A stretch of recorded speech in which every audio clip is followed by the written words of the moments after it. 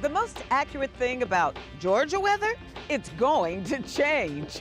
And the most accurate weather team is here at Atlanta.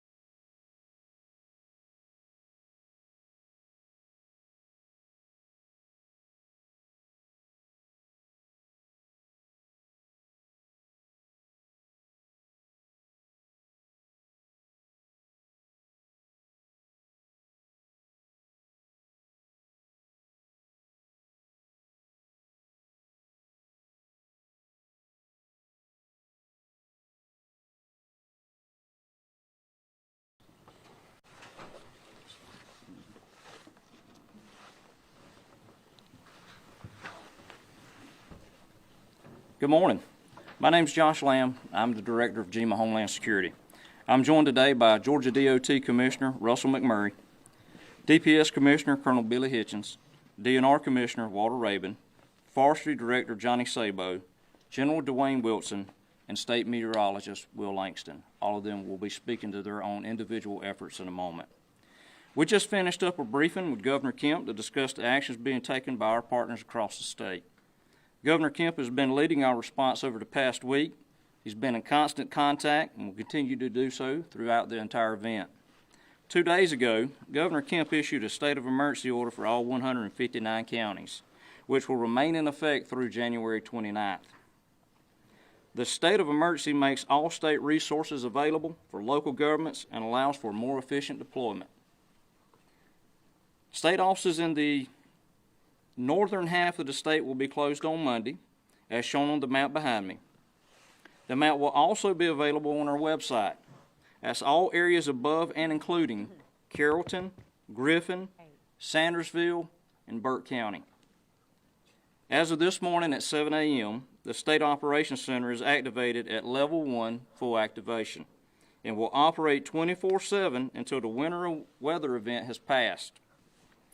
GEMA Homeland Security is coordinating with partners at all levels. That's including other state agencies and our utility partners, to ensure resources are available where they are needed. Resources such as water, blankets, and MREs have been moved to northern areas of the state. We're working with the Department of Public Health to ensure nursing homes know who to call if they lose power. Our local EMA directors are working with the EPD to identify debris staging areas. GEMA Homeland Security is working in conjunction with the Red Cross and are opening shelters in White, Walker, and Rabin counties. The Department of Transportation and Public Safety have response teams on standby on heavily traveled roadways to assist with potential travel issues involving stranded motorists, stalled vehicles, or crashes. STRAC teams from the Department of Natural Resources and Forestry Commission are also on standby to respond to requests for road debris clearing, public safety assistance, and other needs. Up to 500 guardsmen are available if needed. Georgia EMC employees and contract crews have been taking proactive measures to prepare for restoration efforts for the past several days. Vehicles have been winterized and emergency equipment has been loaded onto trucks. 10,000 plus personnel, including crews from Florida, are positioning in the areas forecasted to be most heavily impacted. Crews from southern Georgia will also be assisting in power restoration. Coordination efforts will continue as the storm's exact path is determined, and crews from unaffected areas will quickly mobilize to the hardest hit regions. For all the work that GEMA and our state partners are doing to prepare for the winter storm, the best help we can get is for individuals to be prepared and to stay informed.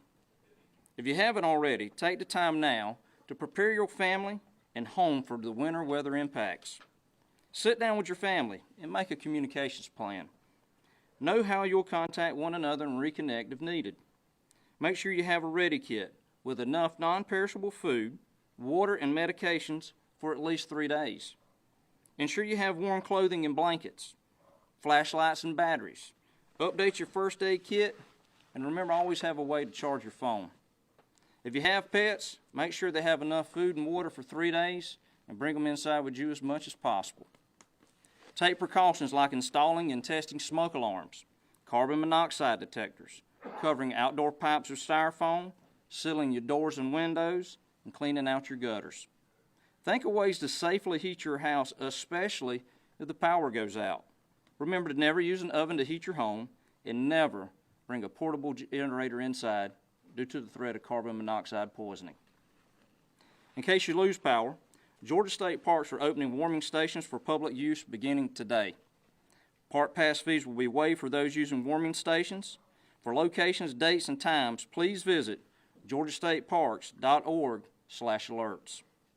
You can also reach out to your local EMAs for a list of warming stations. Please note that campgrounds at Georgia State Parks are closed in the affected areas. Starting at 6 p.m. this evening, we recommend that you be in place and you plan to stay there for the next 48 hours. We strongly encourage everyone in the warning and advisory areas to stay off the roads tonight, tomorrow, and Monday morning. Not only does staying off the roads ensure your safety, it ensures everybody's safety, and it gives the time and room that our Georgia DOT crews need to maintain the condition of our roadways. If travel is necessary, slow down, allow extra time, and be especially careful on bridges and overpasses as they freeze first. If everyone takes the time now to follow these steps, GEMA and our state partners will be better able to respond to needs as they arise. GEMA Homeland Security will continue to monitor winter weather and collaborate with local and state officials to assess conditions and determine the best steps to keep Georgians safe. We ask that you follow all guidance from your local officials and continue to monitor your National Weather Service and trusted news sources for the most updated information. GEMA Homeland Security will provide additional information and updates regarding winter weather via our website, that's gema.georgia.gov, where we have a page dedicated to this event. You can also follow us on our social media at Georgia EMA HS for updates. And don't forget to follow our local and state partners as well. And with that, I'm going to turn it over to Commissioner Murray to talk about the efforts of Georgia DOT, which you can imagine are robust. Commissioner McMurray. Thank you, Director Lamb. It's a pleasure to provide you an update of our current situation at the Georgia Department of Transportation. This is an all-hands effort. We have nearly 1,800 employees that are now working 12-hour shifts continually until this event is over. We are working our plan currently, which is to pre-treat the interstates starting at I-20 over on the west at Temple, Georgia, all the way to South Carolina at Augusta. We're pre-treating I-85 starting at Noonan, Georgia, all the way to South Carolina. I-75 from Macon all the way to Tennessee. In all of metro Atlanta and everything north of that I-20 boundary, that where the forecasted freezing precipitation and ice is forecasted for.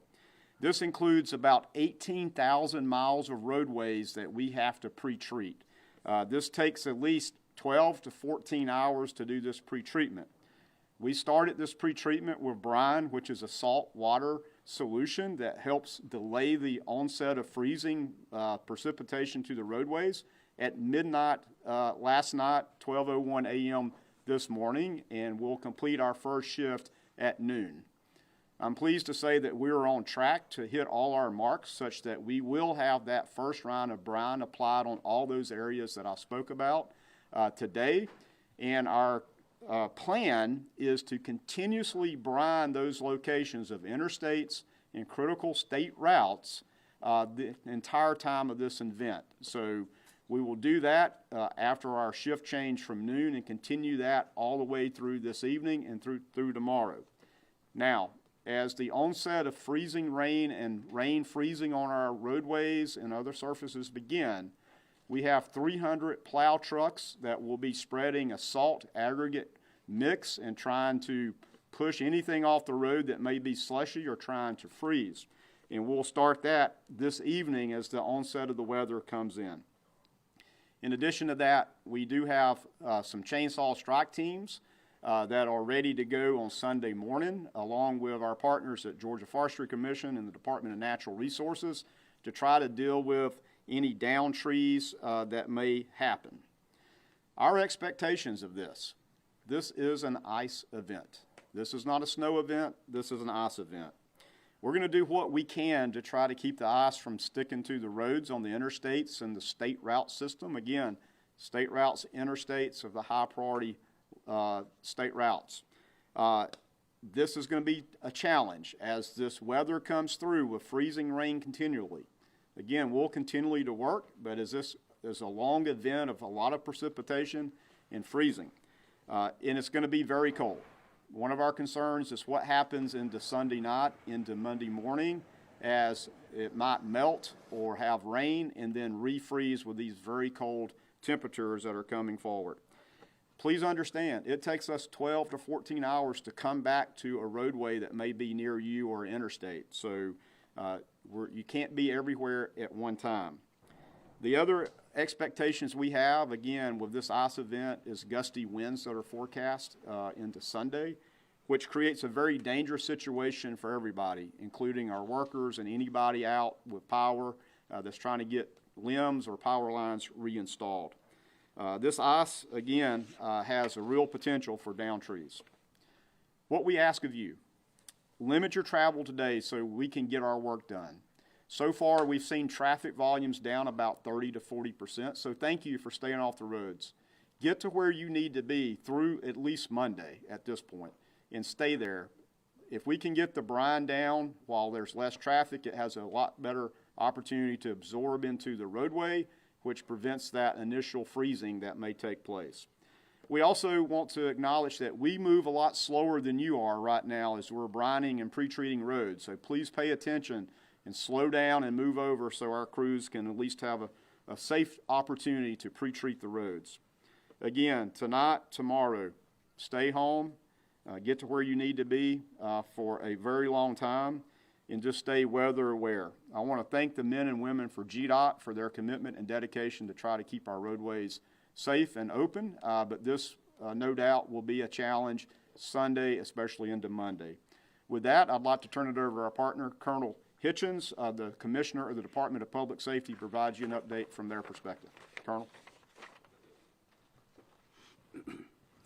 Thank you, Commissioner McMurray. DPS has been planning our activities for this whole week. What we have come up with and what we're going to deploy, we're bringing extra personnel up into the metro area. So starting about 6 o'clock tonight, you'll see some troopers that are stationed along the interstates within metro area. We'll have about 30 people to work overnight, and they'll be placed in strategic areas, sectors, so that they'll be ready to respond to any kind of motorist assist or crashes that occur.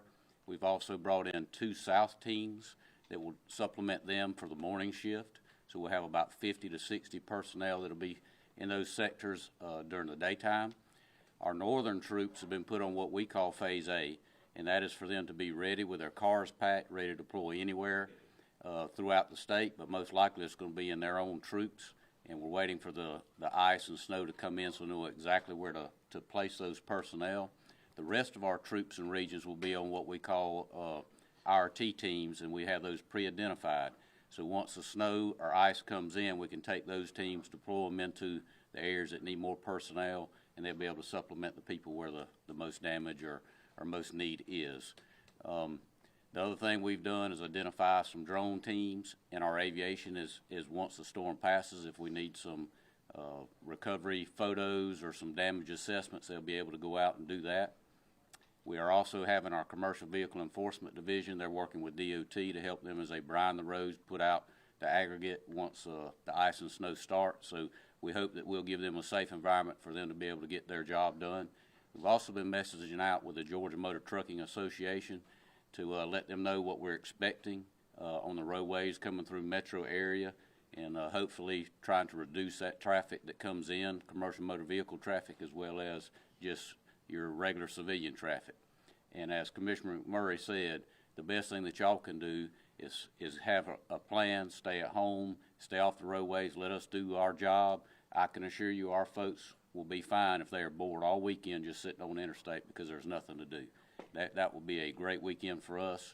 So please stay home. Make sure that if you do come out, that you have clothing that's appropriate to be out in this weather. They've already mentioned that the weather is going to be extremely cold. If you do run in a ditch, you need to get out of your car. You need to make sure that you're prepared to be out in this cold weather.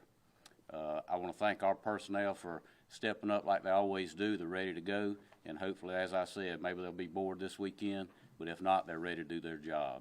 At this time, I'll introduce the Commissioner from the Department of Natural Resources, Commissioner Walter Rabin. Thank you, Colonel. Good morning. At the direction of Governor Kemp and Director Lamb, DNR is currently operating under a unified command with the Georgia Forestry Commission and the Department of Agriculture. We currently have 17 task force and strike teams ready to deploy when needed. We have 16 warming stations at our Georgia state parks. As Director Lamb mentioned, if you'll go to gastateparks.org/alerts, you can find the locations to those warming stations. Currently, The Environmental Protection Division has 19 debris staging areas that have been pre-approved for debris to be stationed at, and also has 29 generators and 4 bypass pumps to assist in getting drinking water and wastewater systems back up and running. At this time, I'll turn it over to Georgia Forestry Commission Director Johnny Sabo.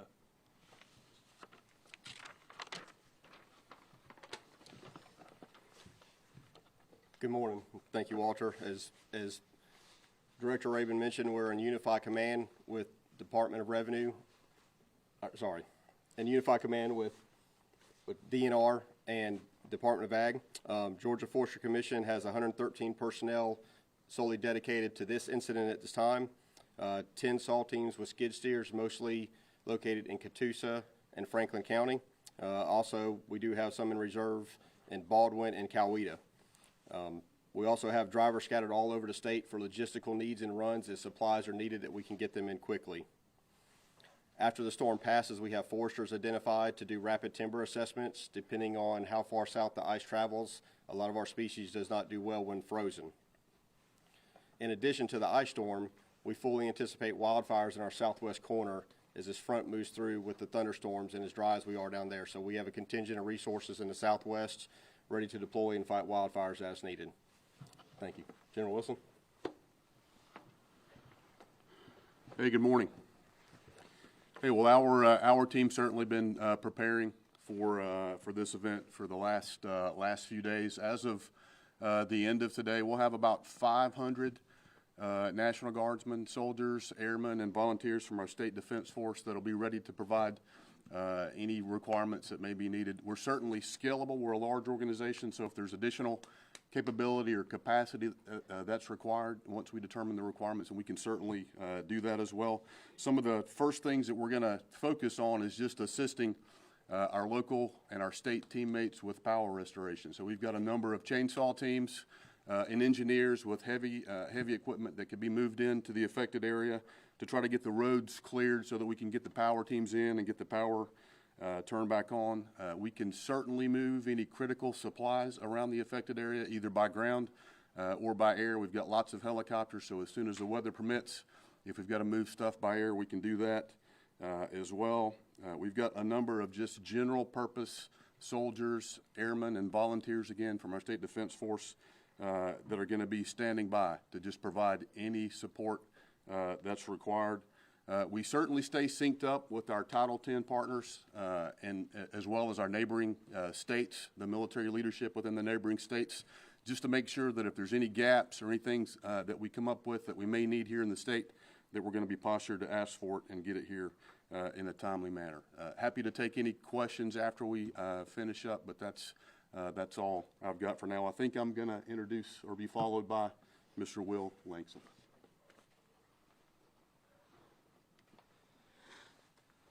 Thanks, sir. So again, as we've mentioned, we're expecting a very significant ice storm across Georgia, perhaps the biggest ice storm that we've expected in over a decade. On the map behind me, you can see the National Weather Service products. They have issued an ice storm warning for basically all of North Georgia and parts of East Central Georgia as well, down into the Augusta area. So generally, north of the I-20 corridor on the east side of Metro Atlanta, and much of northwest and west central Georgia as well in an ice storm warning. If you're in an ice storm warning, you can expect to see 1/10 to 1/4 of an inch of ice or more as you get further north and east in the state, up the 575 corridor, up 85, even portions toward Athens, and even further east toward South Carolina. You can expect even more ice. We're talking a 1/2 inch to 1 inch of ice. Not only is that going to make travel nearly impossible, if not impossible, we're looking at the potential for widespread power outages, and some of those power outages could be prolonged. If crews can't get to those areas, it's just going to take that much longer for power to be restored. So our advice is the onset of this precipitation is going to be this evening, so I would anticipate road conditions to start deteriorating tonight. So please be where you plan to be for the next couple of days, at least by the time the sun goes down, or 6 p.m. tonight. and plan on staying there tonight, tomorrow, and potentially into Monday morning as well. Like I mentioned, widespread power outages, so use today to make final preparations. Think through what you would need or what you would do if the power went out for a day or two. Hopefully, if you do experience power outages, it'll be on the order of a couple of hours, but again, as you move further, the northeast metro area and then further to the north and east, that's where we're looking at the most significant ice accumulations, and that's where we could see those prolonged power outages of even more than a few hours. As mentioned earlier, temperatures are going to be below freezing again on Monday, so even when the freezing precipitation ends on Sunday evening, there's not going to be a lot of time behind the precipitation for temperatures to drop below freezing. So we're looking at a potential refreeze situation on Monday morning, even in areas that don't receive ice accumulations from the freezing rain. So if you're in the ice storm warning area, again, let me reiterate, try to be off the roads by 6 p.m. tonight on Saturday and plan to stay where you are this evening, tomorrow, and into Monday morning, where we can reassess what fell, what's refrozen, and try and get power back on and the roads clear. Sir? All right, thank you all. Now, as you've heard from all the agency heads, we'll open it up for a few questions. Yes, sir. Archit with Nexstar. Can we talk a little bit about what the likelihood of Tuesday is going to be? I know it's early on, but for people, whether it's school, daycare, situation like that, into the week ahead, can we walk through the forecast of what that's going to look like? Schools should be closed, businesses should be closed. Yeah, some of the coldest air that we've seen in a very long time, years, is projected to move in Tuesday morning. So even though it's going to be below freezing Monday morning, an additional surge of cold air is going to move into basically all of north and central Georgia overnight Monday into Tuesday. We're expecting low temperatures in the low to mid-teens. That's air temperature. Wind chill is going to be even lower, and single-digit low temperatures possible in North Georgia. So this is obviously extremely cold, can be dangerous if you're outdoors and unprepared for a prolonged period of time. We will warm up into the 30s to the lower 40s Tuesday afternoon, but then again, we're going to continue dropping below freezing every night with well below average temperatures for the remainder of the week.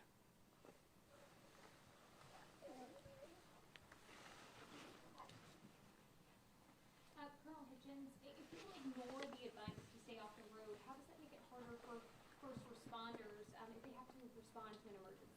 Well, first off, if they're not on the roadway, they're going to crowd the roadway, maybe get in the way of DOT. But it's also going to have our personnel have to drive into a dangerous area as well. We don't have any special talents or things we're trained in driving, but ice is going to be very slippery wherever you go. So it's going to put first responders in danger as well, trying to respond to whatever issues they have. So you mentioned that traffic is down. What about at your warming stations? Have people already started coming into those? Commissioner, Currently, the warming stations open at noon today, so we will be tracking those numbers as people start taking us up on our offer for those warming stations. Director Lamb, if you would please talk about the value of the State Operations Center and how having everyone here in one place, affects the response. Absolutely. So the great thing about the State Operations Center is it brings all the necessary decision makers and problem solvers together collectively. And I've certainly found over the course of my career that collective reasoning and problem solving is always the way to go. I know individually things are difficult, but together, when we come together, there's almost no problem we can't solve. And that is the benefit and the importance of the SOC. My question is for Will. For folks who think that they've seen this before, maybe they grew up north, what would you tell them about how the storm is shaping up and how they should take this seriously? Yeah, ice is a whole different ballgame from snow. We had snow in central Georgia this past weekend, and we didn't have any issues. Ice, you can't do anything with. You can't drive on it. It's much more likely to take out trees and power lines than just regular snow is, just because it's so much heavier. You do not want to drive on ice, any amount.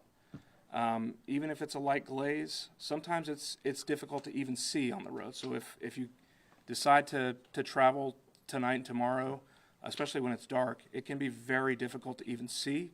So just traveling with even a small amount of ice is putting yourself in danger, and in turn causing problems for other people as well. So the best solution is to just not try to drive when there's ice in the area. And anywhere in that ice storm warning, we could see accumulation significant enough to greatly disrupt travel and put people in harm. And Will, just as a follow-up, I know for some areas like Augusta, when Hurricane Helene hit, some people didn't have power for 2 weeks. We are anticipating the power outages. Do we have any other indication of getting more resources in addition to 10,000 personnel in case there are more outages in other parts, since that may not be enough for the state? How is that being monitored? I think we have a 10,000 person crew is a lot. I will mention that this is not just a Georgia issue, this storm. We have basically every state in the southeast other than Florida that's dealing with this. So power companies are going to be throwing everything they have at those issues. I mentioned that northeastern quadrant of the state is where we're looking at the highest odds of those significant, prolonged, damaging, to infrastructure issues. But it could go all the way, like you mentioned, Augusta. We're expecting, a quarter to a half inch down there. So the further north and east you go, the more likely that we would see those prolonged power outages. But they're going to be possible anywhere within that ice storm warning. Are you still encouraging people in the affected area to stay off the roads tomorrow, even if they're looking at their weather app and seeing above freezing temperatures? Yes, great question. Even the precipitation may change back over to rain tomorrow night, so you may see that happen. However, if there's ice accumulated on roadways, it's not going to melt quickly. Temperatures may be above freezing, but not warm enough, plus with the sun down, it may not dry up off roads before temperatures fall below freezing tomorrow night. So it's best to just play it safe. Don't test the roads. Even if what you're seeing online, on social media, or on your weather app may indicate that it's safe to drive, it's just not worth taking a risk with this system. This is one of the biggest ice storms that we've seen in quite a while, and it's just not a good idea to test it. Commissioner McMurray, what roads do you expect could become impassable first? When realistically should people plan to avoid them, and for how long? So again, with this wedge of cold air that's coming in, and the map behind us really indicates where we would anticipate seeing those sort of worst conditions first, and it's going to be a lot colder in those areas. And so again, we're asking people to stay off the roads today, but for sure, as you've heard from Director Lamb and Will Langston, the meteorologist, is by dark, get to where you need to be. And it's going to just be bitterly cold based on this forecast Sunday into Monday, which again is, and if we talk about ice, and as Will Langston just talked about the spread of the ice based on the warning area, all it takes is one spot of ice, not a covering of an entire road. All you have to do is find the wrong small spot to cause a peril for you and cause risk for you as traveling. So again, we're just asking everybody to get where they need to be today, limit your travel today, and expect to be there at least through Monday, and see where this holds potentially into Tuesday based on these very cold temperatures. Of course, the mountain counties and that cold wedge of air is right around the Appalachian Mountain coming into that area, and that's where obviously we don't expect any thawing to happen until well into Monday or later. So that's, again, that's the problematic areas when the temperature just gets that cold. We continue to brine. We'll continue to use salt and aggregate mix to try to break that up. And when the temperatures get around 20 degrees and below, we'll start using calcium chloride to accelerate, which lowers that freezing temperature even lower. So those are all the tools we have in our toolbox. But when you just have a continual amount of rain, freezing rain, and then cold temperatures on the backside, it's going to be a large effort for us to continue to try to keep up. Director Lim, you mentioned, I think, the MREs and the water. What's the quantity that you have of those, and how are you going to distribute them when power starts going out? Well, that's one of the important reasons we we preach being prepared now. You do have to understand that we can get things out as weather conditions permit. So that's one of the reasons we harp so heavily on being prepared. You need to plan now to have 3 day supply ready, because once you get into the storm, you may not be able to get it. So that goes back to why we say it is so important for people to do their part and be prepared, which helps us do what we need to do. Can you also reiterate across businesses that are planning on staying open? Really nice one. procedures? I know we talked about drivers being off the road, but certain businesses that are still open or may open Sunday or Monday, what's your advice to them as the director of GMA in terms of safety? Well, I'd say follow our messaging and the information we're putting out now. We're telling everybody it's going to be dangerous to be out on the roads. And we've said many times, and we'll say again, one of the most important things people can do is to heed that advice and stay off the roads, because by doing that, it allows us, one, for them to stay safe. It doesn't impede our DOT personnel that's out there keeping the roadways in conditions. They're not. And what I'd encourage everybody to is, as I said earlier, this is not just about you. Think about everybody else's safety as well. And I know everybody out there doesn't want to harm themselves, but certainly don't want to harm someone else. And I would say for them to consider that when it comes to your point. Last question, so we can get these gentlemen back to work. No? Commissioner Stevens, I know you had mentioned in the press briefing the risk of potential wildfires in South Georgia with the lightning that will come in after this storm. What would you say to some of those folks that live in the southern part of our state about, I know we're focusing right now on ice, but the potential for potential wildfires? Thank you for that question. Just be careful. Humidities are going to drop. Winds are going to be real high and gusty. It is not the time to be having a warming fire in the backyard, burning yard trash. You know, any spark can cause an unnecessary wildfire. The lightning is going to do that on its own until we receive significant rain. So we just ask to not contribute to that. Humans, unfortunately, are the #1 cause of wildfire, so let's not be a statistic. Thank you. Thank you all.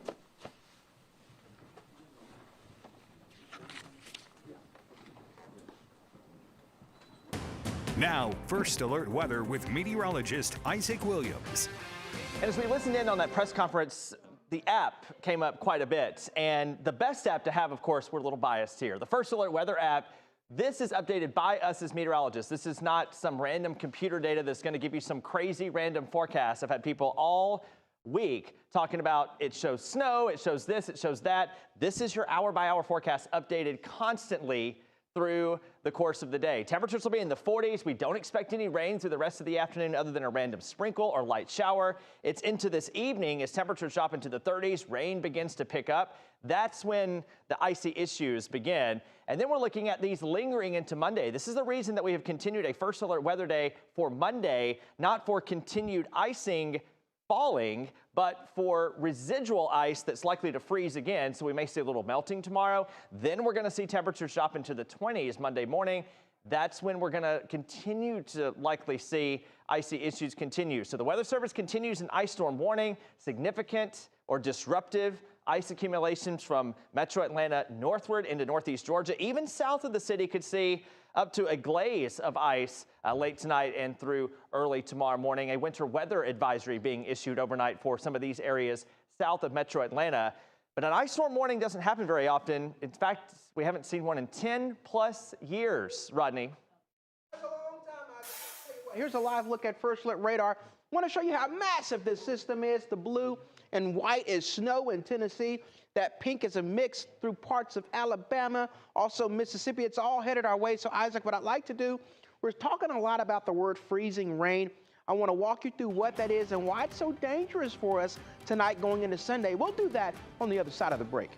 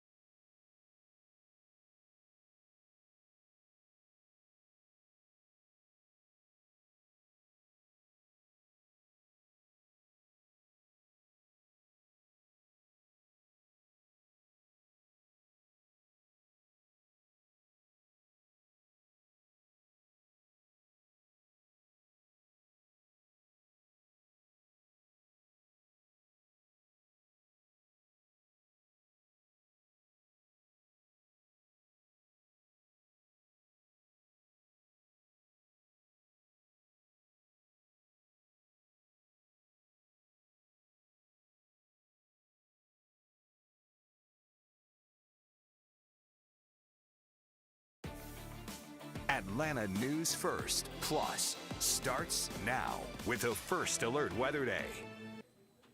Is everybody alive? Is everybody surviving?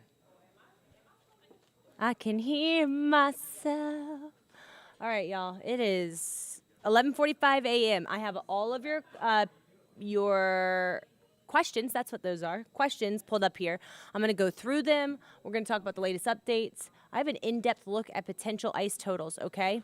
But I'm going to start with our YouTube questions. This is from Alex M 2738. Hello, Alex M.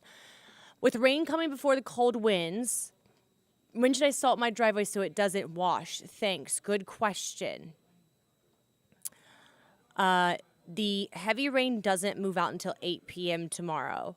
So if you want to go outside thereafter and salt, that would be a good idea to do so. However, I would salt right now and then again tomorrow, or just park at the bottom of your driveway. I do think that we'll see a decent amount of icing by Tuesday afternoon. But again, the ice totals that we're seeing now look a little bit less crazy than the ones. And I'm going to go through that, okay? When will icing begin in Gainesville? If you live in Gainesville, you should still expect major impacts from Gainesville up into the mountains. That's where we're going to still expecting significant ice, okay?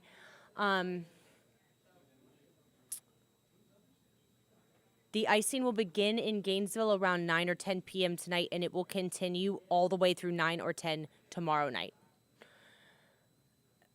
The freezing rain, this is from Red Devil Raspberry on YouTube. That freezing rain changing over to snow at the Mississippi-Alabama line, is it possible it happens as it crosses into Georgia? No, we're not going to see any snow. Okay, now our Facebook questions. When will the airport and interstates reopen? The airport and interstates are technically open right now. They're not going to close. Okay? I live a few miles outside of Fairmont, Georgia. I've never actually known where my location is when I see these maps. Okay, then you need to look at what county you are in and find the cities that are closest to your county, closest to where you live, and that's how you find yourself on the map. You need to know what county you live in, guys. It's paramount. Ice totals in Loganville. We're going to go through that. Would Tuesday be safer to travel back? Yes.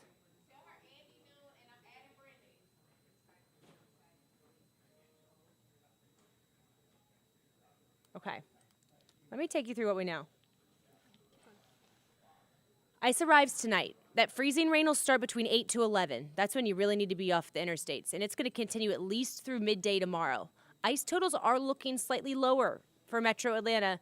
We're still expecting significant ice in Northeast Georgia. Now, this is, you guys, please do not take this as the Bible, as gold, because this is likely not the exact totals we're going to see. I'm showing you this because I want you to see your city and see kind of what we're expecting, and to show you that yesterday we were expecting widespread areas across Metro Atlanta to see ½ an inch of ice, which is devastating ice. It now looks like most of Metro will see under ½ an inch of ice. I still think Northeast Georgia, and I think these actual numbers are really underdone. I still think the areas that you see in red, so Helen, Lumpkin County, Dahlonega, up into Clayton, Lake Burton, Lake Rabun, will see over an inch of ice. That is significant. I think it's underdone in Gainesville. I think it's underdone in Flowery Branch. I think you guys are going to see almost 3/4 of an inch to an inch. Cumming will still get about ½ an inch. So for Scythe County, it's still going to be pretty rough. Cherokee County still looks pretty rough, about 4/10 of an inch. That's when travel is near impossible, and you could see power outages as well. But as we come closer to the city center, highly populated cities like Roswell, Johns Creek, Norcross, Tucker, Stone Mountain, totals are down to about 1/4 of an inch, which will certainly still cause tricky travel, slick roadways. You're not going to be outside, but power outages will be less numerous, and we're probably going to see most of that ice melt by Monday afternoon, if there's any left, okay? East of the city, it doesn't look too bad. From Social Circle to Covington to Monroe, Watkinsville, Athens, areas that were earlier in the week we were thinking we were going to see significant ice totals, we'll see between 0.2, 0.3. South of the city, maybe picking up 1/10 of an inch overnight, which will probably melt tomorrow because you guys are going to warm into the low to mid to even upper 40s. So south of the city, you guys are kind of good to go. I still wouldn't go to church tomorrow. Tomorrow morning is still going to be slick. Okay, I was getting some questions about that, but it doesn't look too bad. And then up north of the city, about 1/4 of an inch to maybe pushing 1/2 an inch as you go up 575 into Cherokee County. But again, not terrible ice totals here. So here's where disruptive ice totals are likely, which is slick roads, some power outages, travel not advised. Canton, Johns Creek, Alpharetta, Roswell, Woodstock, Cumming, Buford, Lawrenceville, Winder, Duluth, Sewanee, Athens. But the cities that are going to see significant ice totals are way kind of further north. So Gainesville, Lake Lanier, Dahlonega, Cleveland, Helen, Clarksville, Claremont, Lake Burton, Lake Rabun, Tallulah Falls, Dawsonville. If you live near or in one of these cities, you need to prepare for widespread power outages, possibly days without power, nearly impossible travel. And the problem is a lot of these are in the higher elevation, so the roads are already tricky. So please, please prepare for the worst if you live in these areas, okay? I'm Tammy. I leave the Meriwether County, Georgia primary Woodbury. I'm looking at this map now. Okay, so Tammy, if you live near Woodbury and Meriwether County, you are completely fine. You guys actually might see storms tomorrow, but your ice threat is near 0, okay?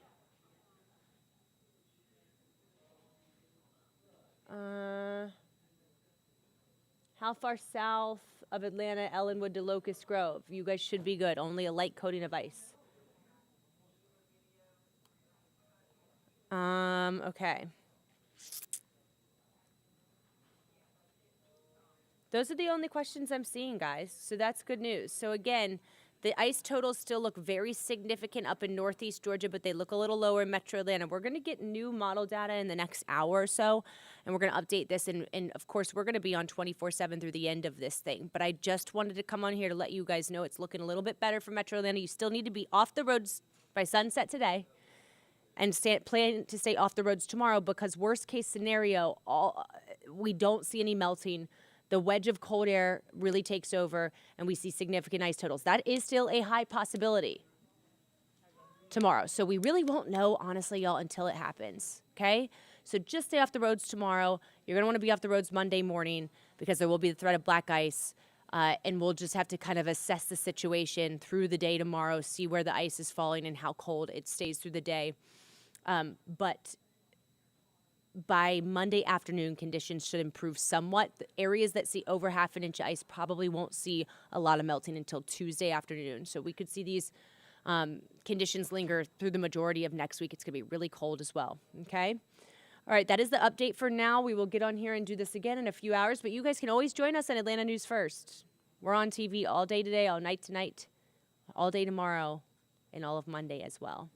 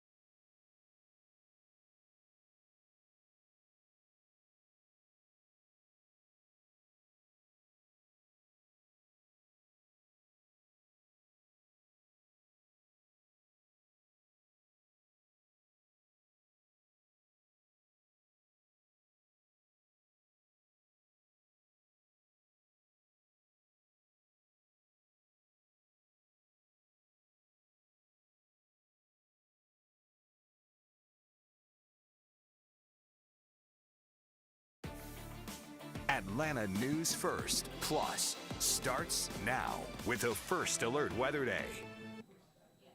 Hi, guys. Okay, now is a really good time to flip on Atlanta News First because we just had two major updates. Number one, the National Weather Service issued a cold weather advisory for Monday, meaning wind chill temperatures will be as low as 0 degrees. So it's going to be extremely cold on Monday morning. It's going to be extremely cold through the day. Same thing, near 0 degrees as wind chills on Tuesday morning as well. So I bet they extend that cold weather advisory through Tuesday morning. Second thing, there is now a growing risk for severe storms tomorrow south of Atlanta. South of Atlanta will not see much ice, if anything at all, tomorrow. It will be warm enough for storms.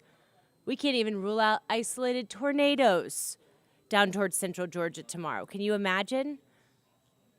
Yeah. So we're going through all of that new information on Atlanta News First. It's a great time to tune in. I'm going to answer a few of y'all's questions right now. How far south? Oh, I answered that an hour ago. Okay, let's see. Is it safe to drive tonight? No, Vicky. Stay inside tonight. Do not drive tonight. The freezing rain will take over through the night and road conditions will deteriorate very quickly. Is Decatur okay? Decatur will be okay. Decatur is one of the areas that's probably going to see the salt trucks ice really well because it's inside the perimeter. You guys are looking at about a tenth to a quarter inch of ice. Still wouldn't drive at least tomorrow morning until you get a handle on the ice, okay?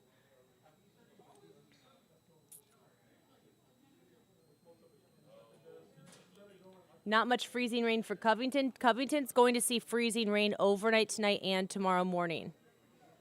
Okay? And depending on how strong the wedge is, Covington could see not significant, but at least disruptive ice. We won't know how strong that wedge is until tomorrow, so good idea to stay off the roads until tomorrow in Covington. Okay, switching over to YouTube.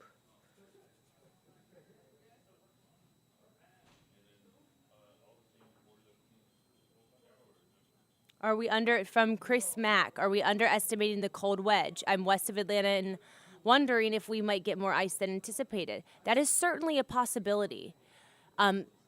We've talked about the wedge all week, and it usually impacts areas east and north of Atlanta, but we could be underestimating the wedge. However, I will say with the recent data that's coming in, I do think really from just outside, anywhere outside of the perimeter, south and west, is going to warm at least into the upper 30s tomorrow. So I do think that as the very heavy rain moves, and it looks like a squall line moves in tomorrow afternoon, that'll help melt some of the ice, okay? How will the ice situation unfold in northwest Georgia? That's a really good question. I think most of you guys in northwest Georgia, depends on how far you up, but if you're up in Rome, Chattooga, I don't think you're going to see much ice. I think it's going to be mostly rain, okay?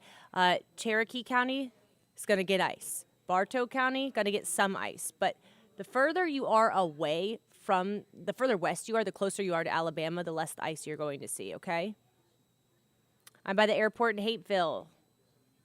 Looks like it's right on the edge of cold rain and freezing rain. Certainly going to see freezing rain overnight near the airport for at least 4 or 5 hours. Might be light, might be moderate. I still think there's going to be a glaze tomorrow morning, but I do think you guys are going to warm up. The airport is like it's technically Atlanta, so we get a really good idea of temperatures at Atlanta airport. I think it'll be in the low 40s tomorrow afternoon, so conditions will improve, but just stay off the roads tomorrow, okay? How big is the threat in Athens? It is still there. You guys are in East Georgia. You're going to be in that wedge.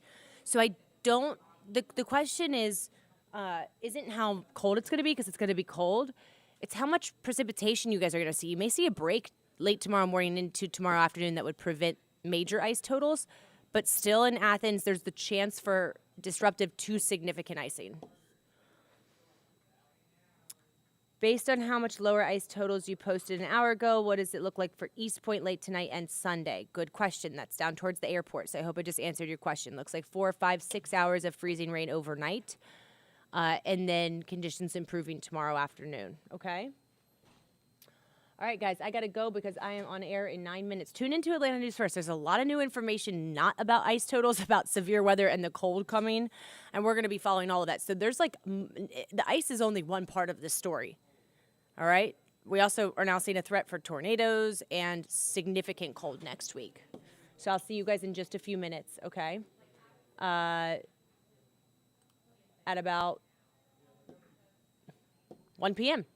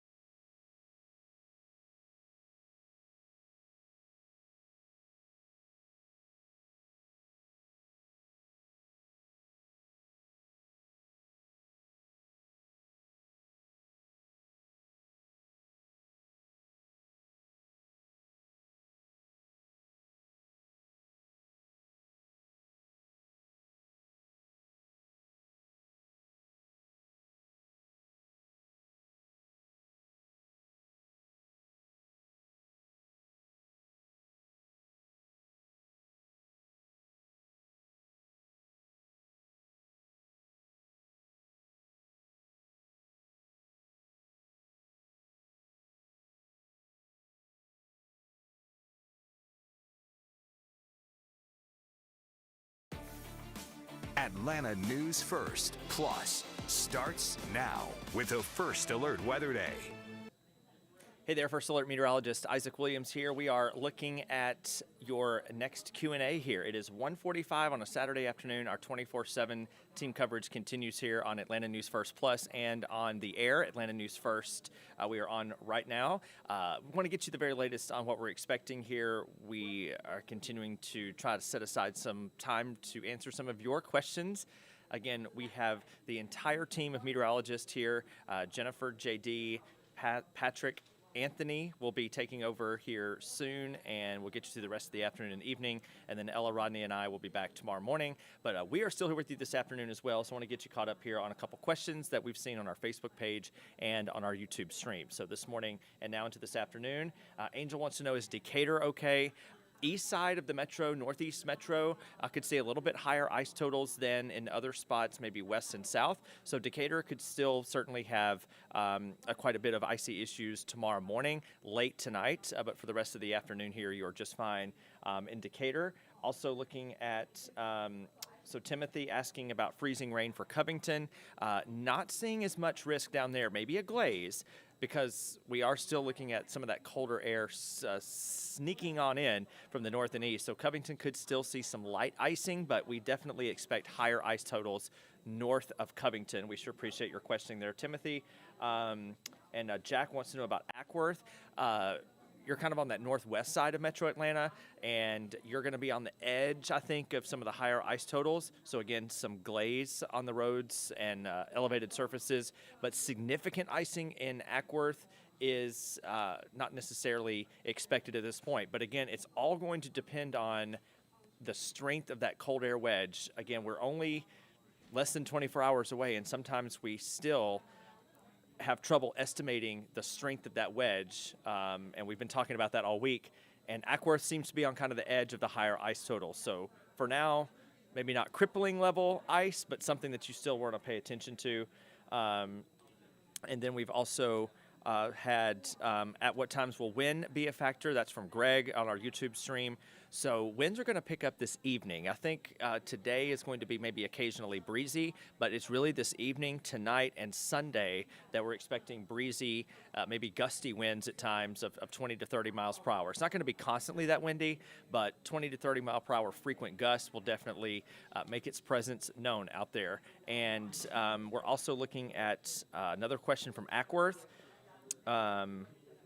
I'll go back to Greg's question too. The tall trees, the ice and wind combo is concerning. Yes. So northeast Georgia, we're looking and talking to your folks in Dawson County, Lumpkin County, White County, over into areas of Habersham County, southern Rabun County, and over even into Cherokee County, Pickens County, seeing some of the highest ice totals in the coverage area.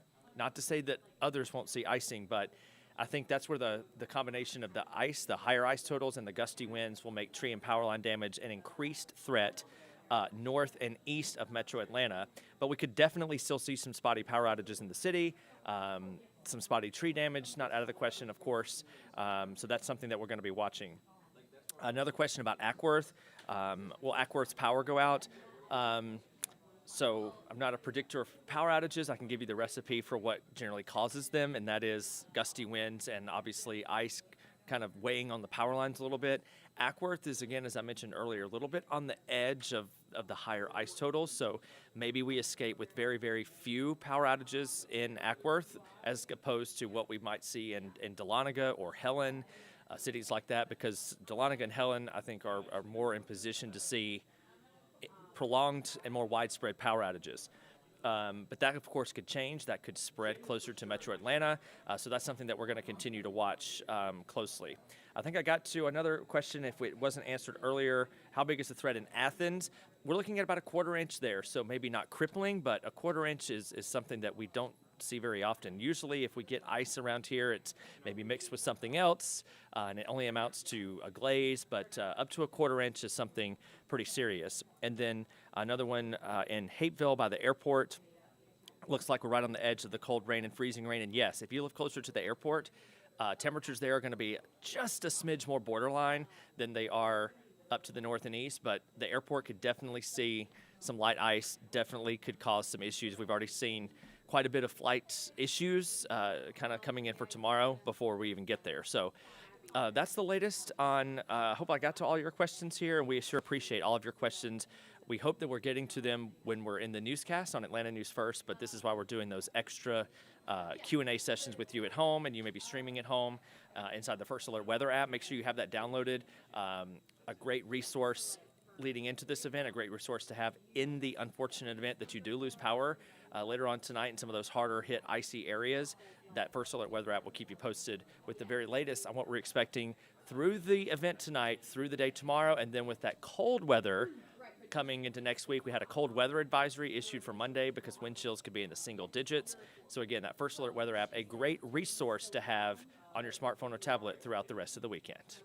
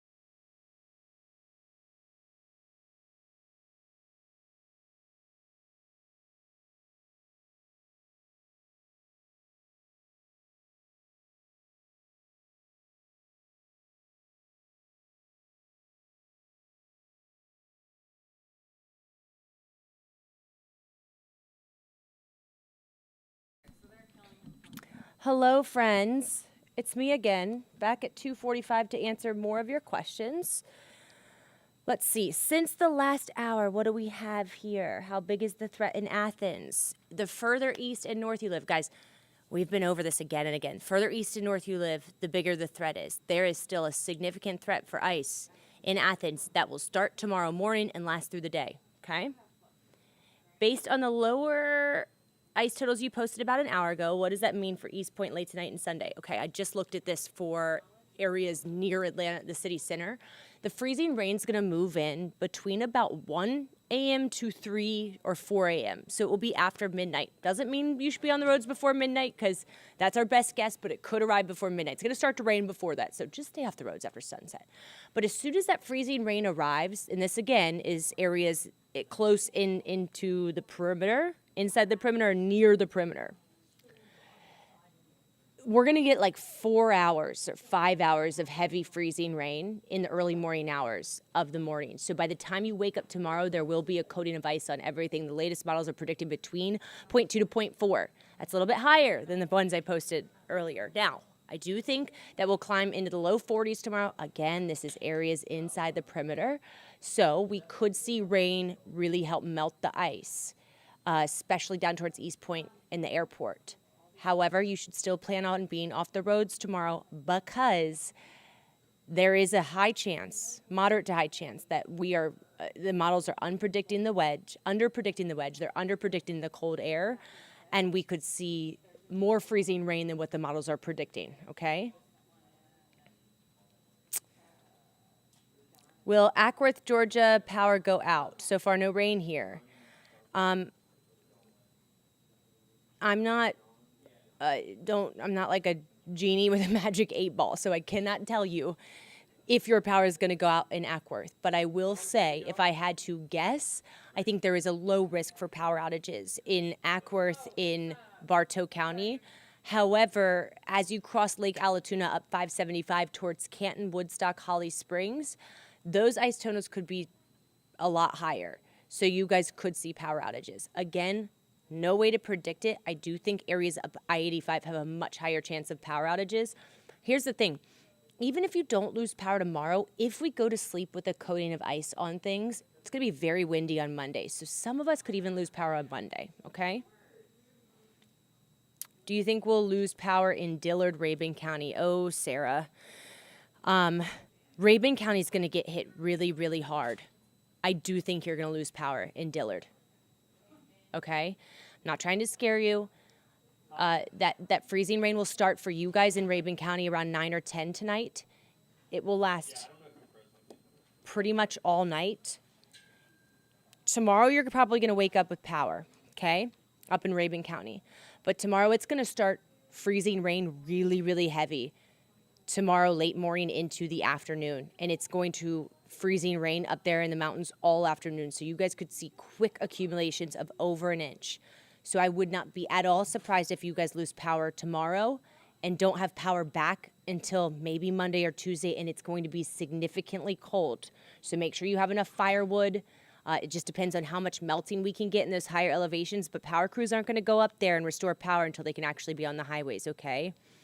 I actually think Rabun County is one of the highest risk areas. Lake Burton, Dillard, Habersham County, Tallulah Falls, Lake Rabun. You guys need to bear down for the worst of it, and it's going to arrive again tonight, but the worst will be tomorrow afternoon is when I would think you guys might lose power. High or low risk for power outages in Gainesville. Gainesville is one of the areas we are predicting to get the most ice. I think there's a high risk of power outages tomorrow in Gainesville through the afternoon. Now, here's the good part of living in Gainesville. You guys are right along I-85, right? So I-85 is going to be well salted, right? So I do think power crews will be able to get up to Gainesville on Monday or at the latest Tuesday to restore power, but I do think many of you will lose power tomorrow in Gainesville. Ryder, thanks for the live chat. How's Alpharetta and South Forsyth looking ice-wise? Forsyth County was one of the first counties in the ice warning.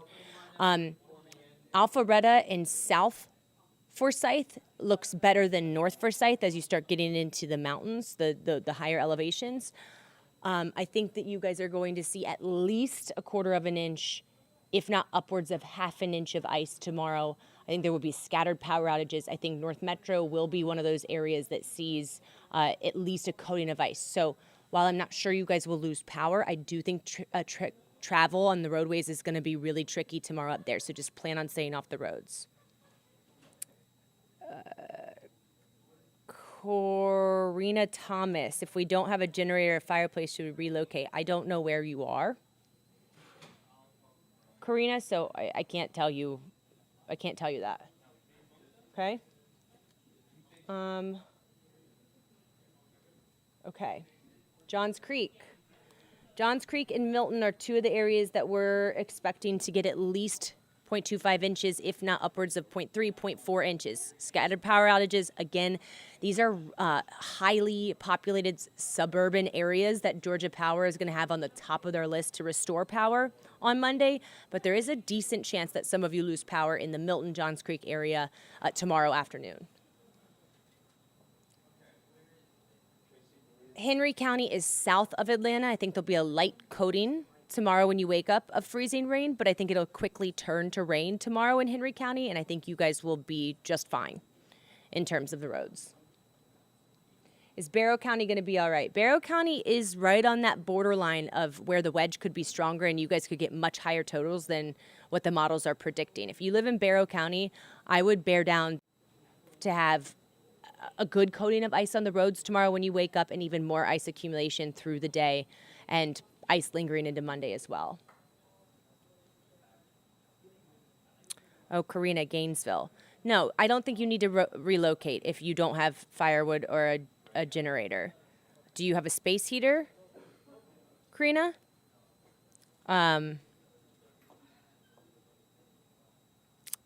Because Gainesville is such a highly populated area, again, I think that's going to be one of the main cities that's right off the interstate that Georgia Power crews can get to relatively easily to restore power on Monday. So I don't think this is a necessarily something that you need to pick up and relocate, okay?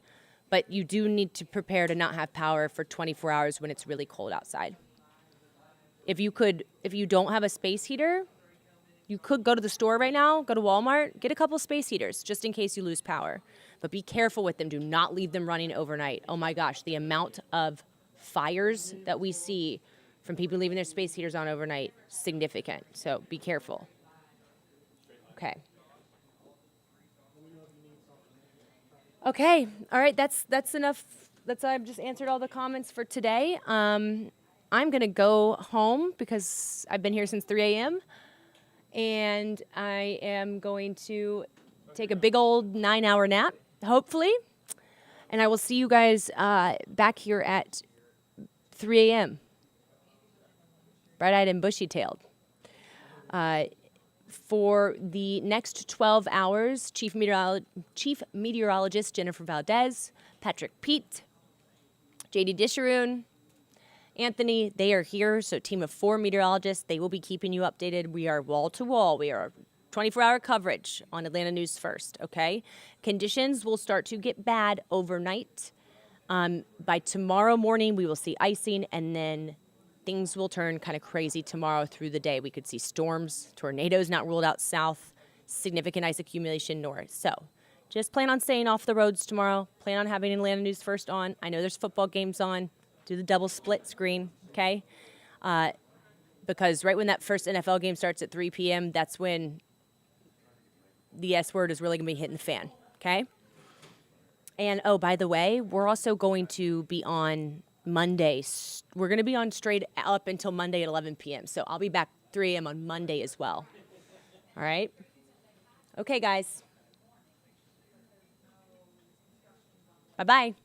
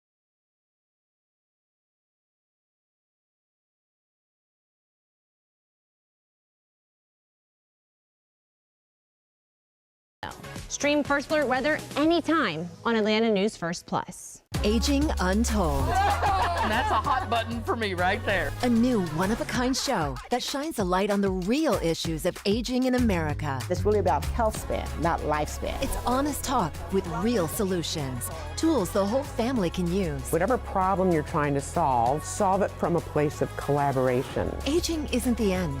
It's a new chapter. Isn't that the goal, just to age just as well as you can? Coming this March on Atlanta News First. Meet the all-new Atlanta News First news app. Breaking news now on Atlanta. Get breaking news faster, dive deeper into investigations, and get your first alert quicker. Your news, your way, always free. Download the all-new Atlanta News First news app today. Good Morning Football Overtime is all about playoffs. The NFL playoffs are here, and we're covering every player, every team. We're talking matchups, post-game breakdowns, and everything in between. Because when it comes to the NFL playoffs, we've got something to say. Playoffs! Nice, Samantha. Playoffs. Weekdays at 10 on Peachtree TV, Atlantis CW. First alert weather coverage of the ice storm. Right now, only on Atlanta News First. Now at 3, the countdown is on. We are just hours away before an ice storm is expected to cover North Georgia. Our First Alert weather team, they are staying on top of the storm all week long. You see our team of meteorologists, they are only part of them. The other part has got you covered, of course, through the rest of the day. We continue to track this storm live from the First Alert Weather Center. Well, thanks for joining us at this hour for this special coverage of this ice storm. I'm Tracy Hutchins. And I'm Blair Miller. It's good to be with you here this afternoon. Chief Meteorologist Jennifer Valdez begins our team coverage here tonight. Jennifer, what can you tell us right now? What is the latest on this storm that's coming? Yeah, and that's why it's so important you stay with us throughout the day, because we are getting new model information and data every hour. And as soon as we get it, we are giving all of that to you to keep you and your family safe, so you are prepared. This is the system that's heading in our direction. This is impacting much of the country. Still to our west, those areas in pink, that is ice, extending from parts of Texas to Louisiana, Mississippi, Tennessee, and it will be moving in our direction, especially as we head into the evening and overnight hours. As it moves in, temperatures will be dropping. So we're still in the 40s. No ice right now, but as temperatures drop, it will turn to ice. We have that ice storm warning for almost all of metro Atlanta points north, where we could see up to 1/4 of an inch to an inch of ice. Once you get closer to those 1-inch totals, that is catastrophic ice with widespread, prolonged power outages possible. South of purple, that light purple, the blue there, that is a winter weather advisory. You're not in the clear, but those risks are lower. That is where we could see a glazing to 1/4 of an inch of ice. Temperatures right now well above freezing. And this is what's been so misleading when people have been looking at the app that comes with their phone. They're seeing 40s and they think there is no risk for ice. No, not a risk right now, but as temperatures drop tonight, that is when we'll see that risk of ice intensify. Here's a look at that hour-by-hour forecast. If you still need to go out and about and run some errands, you still have several hours. Right now, mid-40s and cloudy. At 6 o'clock, about a 20% chance of maybe some sprinkles, but again, we're still in the 40. Problem is, those temperatures will be dropping after sunset, and as that temperature drops and that moisture increases, that is when we'll be watching for that potential of ice. Highest risk of ice, where we're seeing the highest risk of those ice totals, those are areas in red. This is major winter storm severity index. This is issued by the National Weather Service. This takes into account the amount of ice that's possible and the winds as well. Basically, all of the factors that could create a catastrophic situation. And really, you notice it's areas north of I-20, west of I-85, where we have major impacts. Northern Fulton County, East Cobb County, most of Gwinnett County, northern DeKalb, into Forsyth, Hall County, and then extending through the North Georgia mountains. We're even seeing some bits of purple in Dawson, Lumpkin County, moving into the Helen area. Those are where extreme impacts are possible. Brand new model data coming in right now. I'm going to show you the hour-by-hour timing of when that heaviest ice will arrive and how long it lasts in tomorrow. That's coming up in just a few minutes. All right, Jennifer, we'll see you in just a bit. In the meantime, we do have crews spread out all across North Georgia today. They are all watching the conditions and keeping an eye out just for you. Let's begin at Hartsfield-Jackson Atlanta International Airport. That's where the winter storm is already impacting flights. And that is also where we find Atlanta News First reporter Sarah Hammond this afternoon. Sarah, you've been tracking those impacted flights and the passengers impacted as well. Yeah, so we've been watching these numbers all day, and so far, nationwide, about 3,500 flights have been canceled. But tomorrow, a very different story. We just checked, and they've already canceled nationwide about 8,000 flights tomorrow.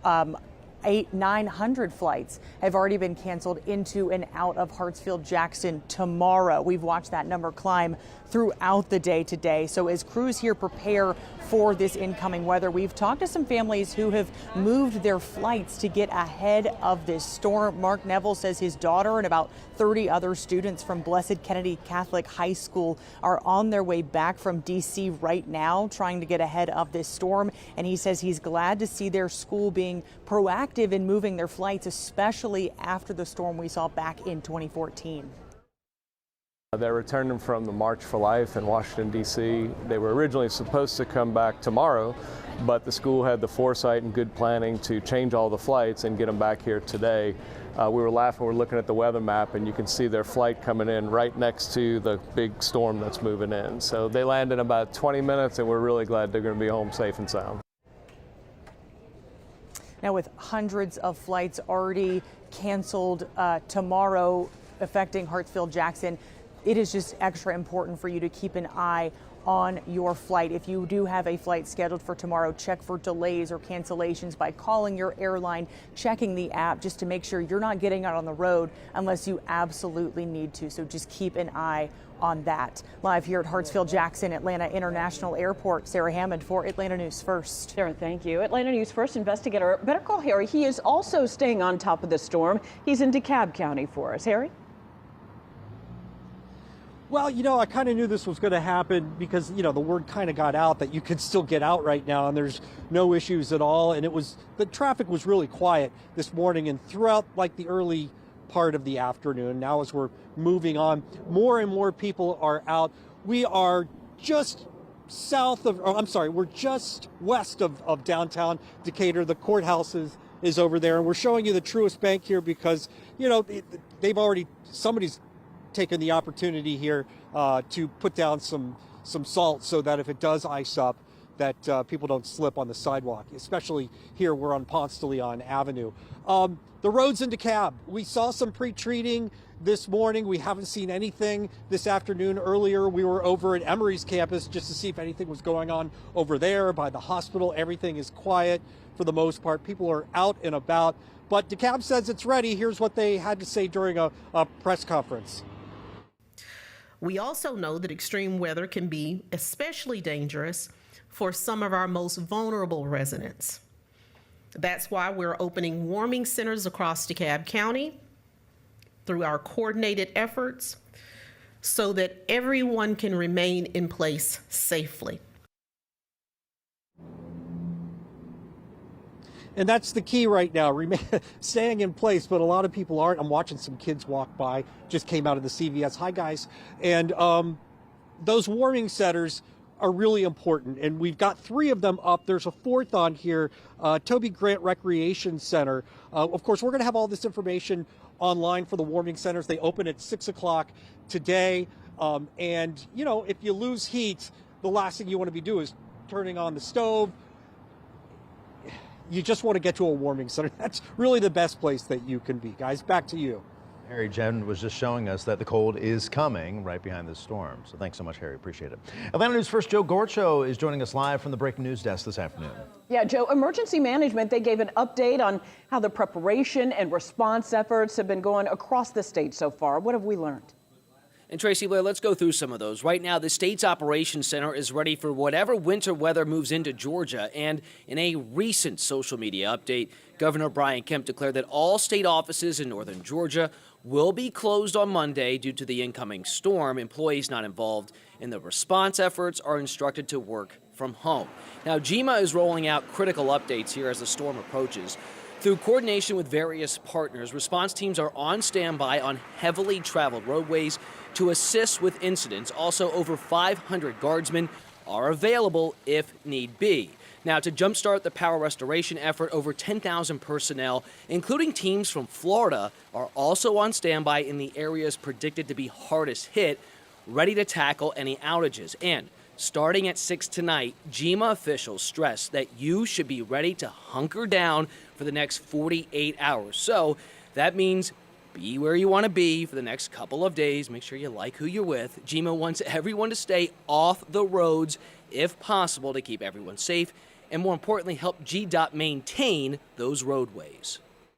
The best thing that y'all can do is have a plan, stay at home, stay off the roadways, let us do our job. I can assure you our folks will be fine if they are bored all weekend just sitting on the interstate because there's nothing to do.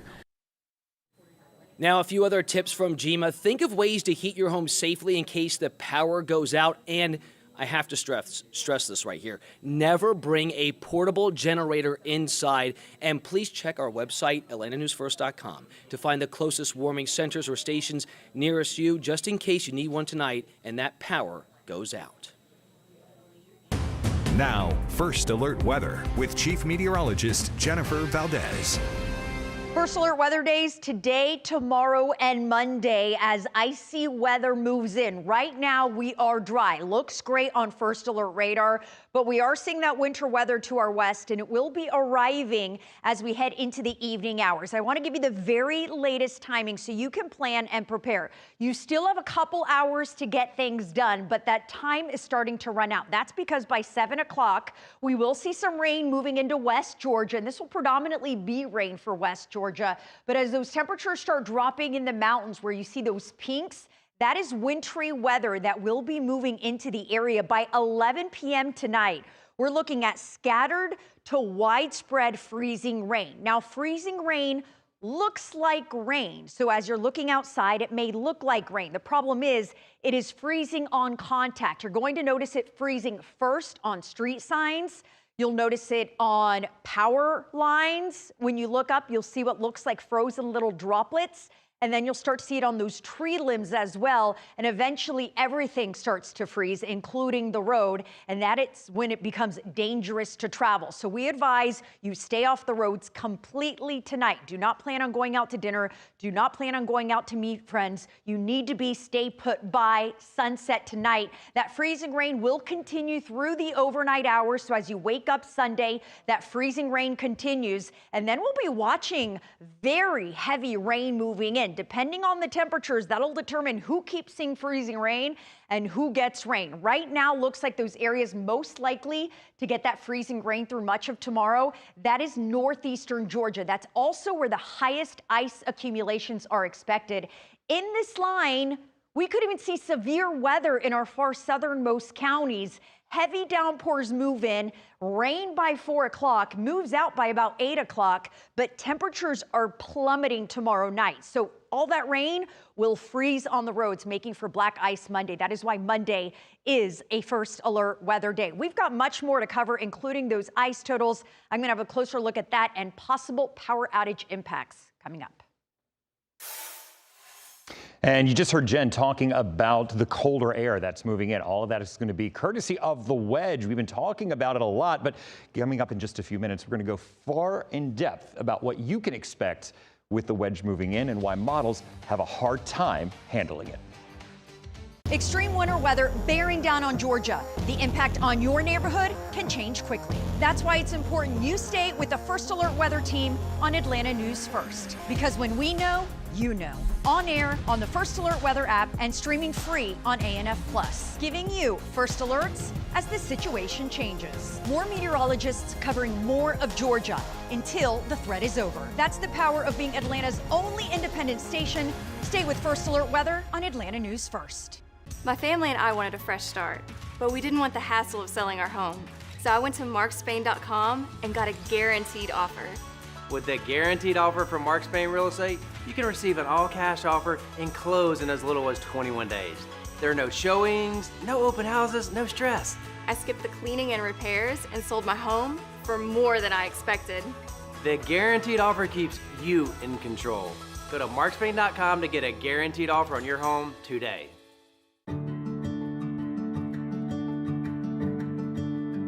People say that when you're about to die, your life flashes before your eyes. The teamwork it took to provide me a path forward in almost 5 months of intensive care in 3 different Piedmont hospitals is difficult for me to even imagine, but you guys nailed it. How do you thank someone for the gift of life? Oh my God! You have the ultimate team, you know. I do. I have a great team. In this place, strength means something different. It means us all being together. And doing our thing.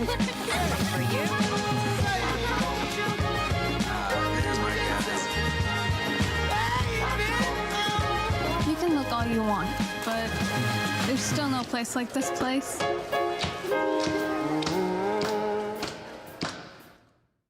Good Morning Football Overtime is all about Playoffs. Playoffs, playoffs. Playoffs! the NFL playoffs are here, and we're covering every player, every team. We're talking matchups, post-game breakdowns, and everything in between. Because when it comes to the NFL playoffs, we've got something to say. Playoffs! Nice, Manti. Playoffs. Weekdays at 10 on Peachtree TV, Atlantis CW. The most accurate thing about Georgia weather? It's going to change. And the most accurate weather team is here at Atlanta News First. Chief Meteorologist Jennifer Valdez, Ella Dorsey, and the entire First Alert weather team are first with important updates days in advance. And they are always watching so you can plan for life and life-changing weather. I'm Monica Pearson. I know local news and weather, and I trust Atlanta News First and the First Alert weather team. You've got problems, I've got solutions. You got this when? Yesterday. On the day that we aired our story? Yes. You better call Harry. Streaming free on ANF+. Now, First Alert weather with meteorologist J.D. Disharoon.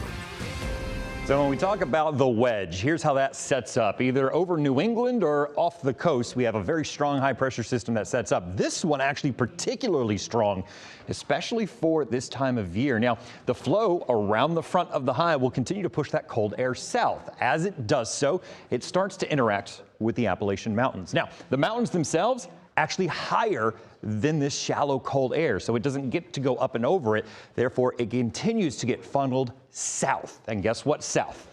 Yep, you got it. North Georgia. So here's why that happens and why we're looking at the chance of an ice storm. That cold air is moving in, and it's called the wedge because it wedges itself underneath the warming air. So at 18,000 feet Sunday morning, temperature is 10 degrees. Once you get to 9,000 feet, 5,000 feet, way above freezing. So all that snow melts into rain. And then at the surface, we're going to be looking at 29 to 30 degrees. So everything refreezes. But it doesn't have enough time to refreeze in the air, so it freezes on the ground. And that's why we see ice storms typically set up with the wedge when it mixes in with very, very cold air and precipitation, just like we're seeing this weekend. Thank you, JD. Atlanta News First has crews fanned out across the area for you all weekend long. Right now, we want to send you to Cherokee County. That's where we find investigative reporter Andy Perotti. Andy, it looks like you're nice and cozy someplace there with some friends, yeah. Let me tell you, I have probably the best assignment, an important assignment. We're getting the, a pulse of the people, so to speak, before the storm arrives. We're here inside the Williamson Brothers Staple restaurant here in Canton, an absolute staple here in this county. And joining me now is David, Richard, Sherry. I got those names right. We were practicing earlier. So I saw you guys had a great meal. I want to talk to you about what's going through your mind as this storm's approaching. They're expecting up to a quarter, maybe even an inch of ice on the roads, maybe in the next 24, 48 hours. What's going through your mind? What have you done to prepare? Went and done last-minute grocery shopping this morning. Had to pick up a few essential items shopping, and then came here for lunch, get some stuff to take home for tomorrow, and waited the storm out and see how it goes. You think you think you're prepared? We're prepared. Okay. What about you, sir? Yeah, I believe we're prepared as well. We've made sure that all of our flashlights are working. We filled up the cars with gas. We did some extra grocery shopping the last couple of days just to make sure we had enough food that we needed. Yeah. And we're prepared. Sherry, I'm going to ask you, what is in the cupboard waiting for you? What are you going to be eating over the next couple of days? Leftover Williamson Brothers. That is a Peanut pretty butter good meal. jelly. Yeah. Cereal. Yeah. Anything that maybe doesn't have to be heated. Is there anything that makes you a little nervous about this, or what's going through your mind? Not the biggest thing is just how long are we going to be stuck? Yeah. You know, ice is not an easy thing to deal with. Snow we can handle, ice we can't. So, right. I have my coffee, I have my computer charged, got my cell phone charged. I'll be good for a few days. That's a good start. Sherry, thank you so much, guys. Thank you so much. I hope you guys stay warm, well fed. Guys, that's going to do it from here in Cherokee County, Canyon. Now back to you. Now, First Alert Weather with Chief Meteorologist Jennifer Valdez.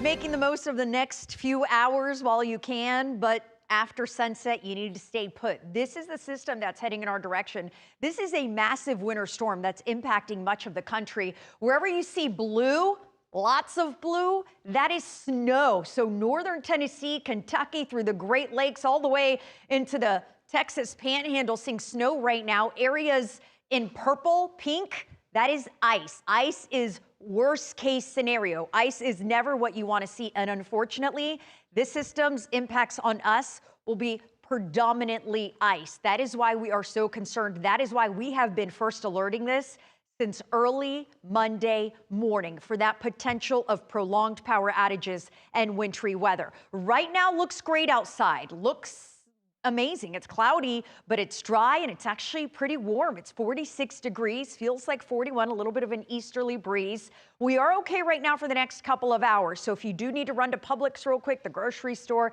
get a quick bite to eat, get all your preparations in order, you still have a couple of hours. By tonight, that's when the roads will start to get slick. Overall, I would say by sunset, which is around 5:30 p.m., that is when you need to be home and stay put. Do not leave after sunset because we will see slick, icy roads not only tomorrow morning, but tomorrow afternoon and into Monday. Although we will see some rain Sunday, and that will temporarily help as temperatures plummet Sunday night into Monday. We will see conditions refreeze. Now, this is just one computer model, and I want to point that out because other models are showing significantly higher ice totals. So I think if you are north of I-20, east of I-85, you need to plan on 1/4 of an inch to an inch of ice. But here are some of our latest models, those areas in red, highest totals. I would say Dahlonega, Helen, Clayton, at least 1/2 inch of ice, possibly an inch of ice. As we get closer to the metro, this is 2/10 of an inch, so about 1/4 of an inch. I've been getting a lot of messages of people saying, oh, that's it. This is ice. This is not rain. 2/10 of an inch of ice is significant. It will cause problems on the road. It will cause power outages. So I don't want you to think that these are low numbers or that this is not impactful amounts of ice. Athens, 3/10 of an inch of ice. Monroe, 3/10 of an inch of ice. And then as we head towards Peachtree City, Fayetteville, south of the city, we start to see some lower ice totals. But even in places like Cartersville, Adairsville, Calhoun, we will see ice.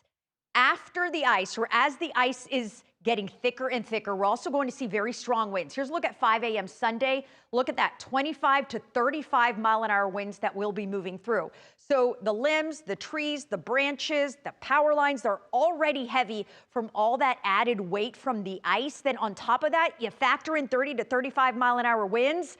That is why we are so concerned not only about power outages, but prolonged power outages. That risk of power outages tomorrow is very high. That is why prepare now for the event you lose power for a prolonged period of time. We're going to talk much more about what to expect Sunday night into Monday because we've got a big drop in temperatures tomorrow night. All of that is coming up.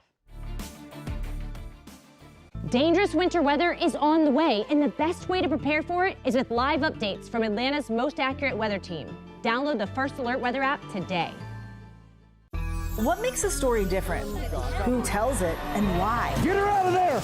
I'm Eva Pilgrim, and this is Inside Edition. Here, people matter, and stories have power. Evacuate now! We're not just uncovering headlines, we're digging for the truth, uncovering what really matters, and sharing the exclusive stories you'll only see here. A new season with a new voice. Inside Edition. Weekdays at 11 on Atlanta News First. Nothing says love. I present to you the relationship agreement. So romantic. Nothing says hubba hubba. Our agreement specifies the second Thursday of every month is date night. That is so hot. Like a binding legal contract. Let's get the party of the first part started. You really think that's funny? It's in our agreement. I have to laugh. The Big Bang Theory, 5 nights a week. Weeknights at 7:30 on Atlanta News First. Nearly 1 million people today are living with Parkinson's disease, a neurodegenerative disease that affects movement, and 60,000 more are diagnosed every year. The Parkinson's Foundation joins with people from across the country each year to celebrate movement at Moving Day Walks. A movement toward life-saving resources.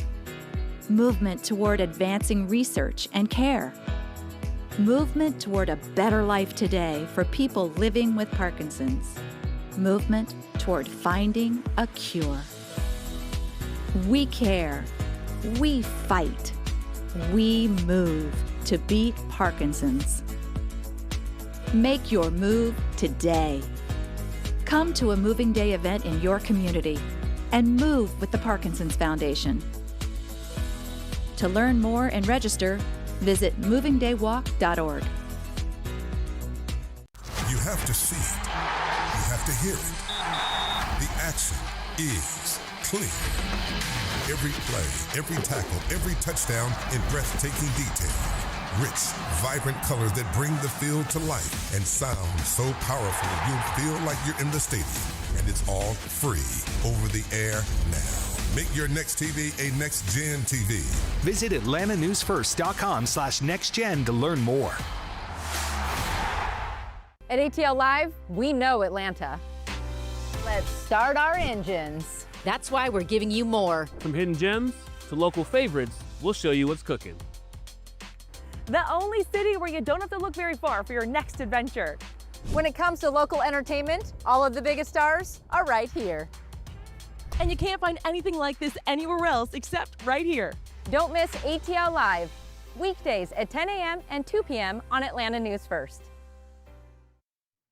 Well, Metro Atlanta businesses, they really have a hard job. They have to balance the decision of when to close ahead of the winter storm. It is tough with the storm coming, and many are preparing for the worst. On the Beltline, Gain is a gym and a community for women in the Reynoldstown neighborhood. They've been open for just 6 months. They had to cancel classes for the entire weekend, telling us it's better to be safe than sorry. We have coaches who commute pretty far, and with unknowns, we decided to just let everyone know right off the bat. That way they can make other plans, they can spend the time preparing and getting ready, and safety is our top priority, both in the gym and outside of it. I think it was definitely the best decision for our staff. We want to keep them safe. We also want to keep everyone who's coming in our doors safe. And we did have full classes, waitlisted classes, so that's definitely something that's hard for us to do as a business. Seen a number of businesses say, we're going to be closed all weekend. Enjoy it. Now the time to download the First Alert Weather app as this weather ramps up. You can scan the QR code here on your screen to get direct access to download the app. Right now. The big names, the big games, the ones where Hawks take on the best in the NBA. Hawks A-list matchups happen on Atlanta News First. Unlocking your business potential takes the right digital strategy and the right partner. At Gray Digital Media, we're that partner you can trust. Because we know local. We develop the right message to grab attention and drive leads with custom strategies designed to grow your brand and reach your customers across the streaming apps you know best. Your business will show up in the social feeds we all use every day, and we'll help you leverage the power of Google and talk to the right audience on YouTube. Our marketing experts connect you with customers right here in Atlanta and wherever your audience is. Together, we'll find new customers and get results that matter to you and your business. Cutting-edge strategies backed by local expertise. That's the Gray Digital Media difference. We know local. Let's connect today. gdmatlanta.com. Today's students are tomorrow's great thinkers and innovators. What can this ball teach us about the way things move? But right now, there's a funding crisis in public schools. Millions of kids go to schools that don't have the books, computers, or other supplies they need just because of where they live. Kids want to succeed, but when schools don't have the right tools, getting there is harder. Donors Choose is a nonprofit that lets you support students and teachers in your community and beyond. You choose which supplies to support. You could provide first graders with pencils and paper, help a music class get a guitar, or you could supply a classroom like this one with a science project. What you're really giving is the moment that sparks a brighter tomorrow. Learn more at donorschoose.org. Choose students. Shape the future. Roku users, here's how you can add First Alert Weather to your device in just a few simple steps. Grab your remote and head to the search bar. Once you're there, type in Atlanta News First. You'll see a thumbnail appear. Select it. Then choose Add App. Once it's installed, head back to the home screen and find the app. Select the app to open it. Now you can get First Alert updates on this weekend's winter weather anytime. When we know, you'll know. Stream First Alert Weather anytime on Atlanta News First Plus. Aging Untold. That's a hot button for me right there. A new one-of-a-kind show that shines a light on the real issues of aging in America. It's really about health span, not lifespan. It's honest talk with real solutions, tools the whole family can use. Whatever problem you're trying to solve it from a place of collaboration. Aging isn't the end. It's a new chapter. Isn't that the goal, just to age just as well as you can? Coming this March on Atlanta News First. First Alert weather coverage of the ice storm right now, only on Atlanta News First. Thanks for joining us here at 3:30. We continue to follow a very significant ice storm set to hit North Georgia pretty soon. I'm Blair Miller. And I'm Tracy Hutchins. So for the very latest on what's happening outside, let's head over to First Alert Chief Meteorologist Jennifer Valdez, who continues our team coverage. And Jennifer, what's happening right now? Yeah, right now we're okay. It's cloudy, but it's dry. But the problem is after sunset tonight, we'll start to see freezing rain move through the area that will continue into tomorrow. So this entire weekend is a First Alert weather day. We're going to see that freezing rain start after sunset tonight. So starting Saturday night, and it will continue through much of Sunday. Significant ice is possible, especially areas north of I-20 and east of I-75. That will produce major travel impacts and significant, possibly prolonged power outages. Whenever you have freezing rain, it is very destructive. It is the worst type of severe weather, in my opinion, because not only do you have dangerous travel where it's virtually impossible to go on the roadways that are coated in ice, but the weight of the ice causes falling trees. It also has power lines coming down. So that's when you see significant power outages, not just a couple here or there, but you have massive amounts of trees coming down and power outages as a result. And those power outages could continue for days, because when you have that many people without power and you have that much damage across that much of the area, it takes much longer to get everyone up and running. And this is the kind of impacts we're looking at. We're talking about disruptive to catastrophic ice from Texas to Oklahoma, all the way into portions of New England and Virginia. Here in Atlanta, we are expecting significant to destructive amounts of ice. So here's what you need to know for the weekend. Right now, we are dry. So if you have some last minute errands you need to do, you are fine for the next couple of hours. General rule of thumb is sunset. I think by sunset tonight, that's when you need to be home. Make sure you have your flashlights. Make sure you have everything you need if you were to lose power for an extended period of time. Ice continues through Sunday morning. Then on Sunday afternoon, we're going to see more ice, especially in northeast Georgia, but we'll also see rain, and some of us could even see storms and strong storms Sunday. Monday will be dry, but we have a big drop in temperatures Sunday night into Monday, and we will see all of that precipitation refreeze, which is why I do think most Metro schools and North Georgia schools will be canceled on Monday. We're going to talk much more about the impacts, the totals, and when those roads will finally return to normal coming up. All right, Jennifer, we'll see you in just a bit. In the meantime, we do have crews spread out all across North Georgia today.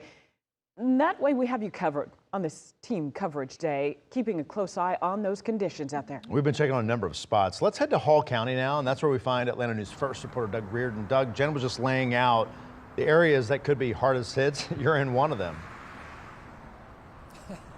Lucky us. Yeah, no, Hall County is expected to be, as we've said throughout the week, the epicenter, or at least part of it here, especially in downtown Gainesville. And we've seen a pretty good amount of traffic. Really, no one is being slowed down by this. We went by a grocery store, that parking lot was full, and so we expect people are kind of just making their last-minute preparations ahead of this. And of course, that includes the Georgia Department of Transportation. If you drive around here in Hall County and Gainesville, you can see some of that salt and some of that brine mixture on the road. And they're just getting ready for what's to come. That brine is hopefully going to melt at least some of this ice once it starts to hit here, but the temperatures have dropped, the wind has picked up, and so they are just getting ready. And again, like most regions, they have crews working around the clock to make sure that these roads are treated, because not much they can really do once this starts to fall. Here in the Northeast region, they've already spread 155,000 gallons of that water mix brine. That's part of the 2 million gallons that GDOT is going to spread across the state this weekend. It's not a perfect fix, so GDOT spokesman Nathan Johnston had some words of caution for drivers today. We just want to urge everyone to stay home. Like, if there's 3 things we can tell the public: stay home, and stay home. Yeah, keeping it simple, of course, as Jen said. You still have a little while to get ready for this, but once the sun goes down, you're really going to want to be inside. We also talked to Jackson Electrical Membership Corporation. They're going to be in charge of that all-important power outage element of this, and they are expecting that to be the case. It's ice. It gets weighed down. Trees can fall onto those lines, and so they have crews coming up from South Georgia as far away as Minnesota, and we'll hear from them in coming hours, guys. But we're here in Gainesville. Doug Reardon, Atlanta News First. All right. Doug, just be safe up there. Team coverage continues now with Atlanta News First reporter Adam Murphy. Adam joins us live from the Emergency Operations Center on High Hope Road in Gwinnett County. And Adam, this is what they train for, events like this. Tracy, county officials just received their final web briefing from the National Weather Service, and now they can kind of pinpoint where the trouble spots might be. You'll see here there are some people gathered. They're monitoring information as it comes in. I also want to show you the big screen up to the right. You're going to notice not only do they have radars up there, but they have several of the road cameras brought up on that big screen. So this is a great way for them to keep track of conditions as they deteriorate. Now, there was a local declaration for emergency, and that was issued by the commission chair of Gwinnett County to use all available resources to protect lives, health, and the public safety during the storm. Now, Chairwoman Nicole Love Hendrickson is the one that issued that declaration of local emergency, and she did urge all residents in Gwinnett County not to call 911 for non-emergencies. Anyone with a non-emergency issue related to the weather can call 770-513-5700. Again, that's 770-513-5700. Or you can text 470-636-9202. And back live inside the Emergency Operations Center, coming off that big screen where I said you could see the street cams, also radars are monitoring conditions. And this will be a much more beefed up staff as the hours move along and as we move into the evening. They'll have all of these seats in here full. They're getting a jump on it right now, but it will fill up. And we've noticed more and more people arrive in here as the day has gone along. And as I said, when conditions do deteriorate, once the sun goes down into the evening hours, they'll be working around the clock. We're live here at the Emergency Operations Center in Gwinnett County. Adam Murphy, Atlanta News First. Yeah, no doubt that room will be packed once night falls. Adam, thank you. Our team coverage continues with A&F Chief Investigator Brendan Keefe. He's live in Forsyth County. And Brendan, you're near, well, yeah, you're right next to Lake Lanier there. Yeah, that's right. And, you know, it's 42 degrees here right now. That doesn't sound so bad, right? But why am I all bundled up then? because it is cold. There's a wind coming out of the north, a brisk wind. If I had hair, you would see it blowing, but that left me a long time ago. But we do have quite a northerly wind here, fairly brisk. We've seen many boaters out here quite literally battening down the hatches. And they're really doing two things. We've seen people actually bringing generators to their houseboats. Big caution there. Obviously, you want to run that generator outside, away from any ventilation into the structure, or in this case, houseboat, because of that carbon monoxide danger. But we have seen some people bringing those generators on board. Also, the other thing people do is they have these block heaters for their boats. In North Georgia, a lot of times people leave the boats in the water year-round. But actually the danger is that the lake is warmer than the air. Those cold temperatures we're expecting to hit later Monday into Tuesday. That can actually crack the motor, crack the block, because of that temperature differential. The air is colder than the water. That temperature differential can actually crack the metal motor or block, and that's why a lot of people out here have block heaters. Nobody's going out pretty much. We usually see fishermen year-round out here on their bass boats. We haven't seen a single one of those today between the cold and the wind, and situation only going to get worse as time goes on here, especially up here close to, that's Hall County, by the way, right? Those trees right there is Hall County here at Browns Bridge, where we are live. I'm Brendan Keefe. Now, First Alert Weather with Chief Meteorologist Jennifer Valdez.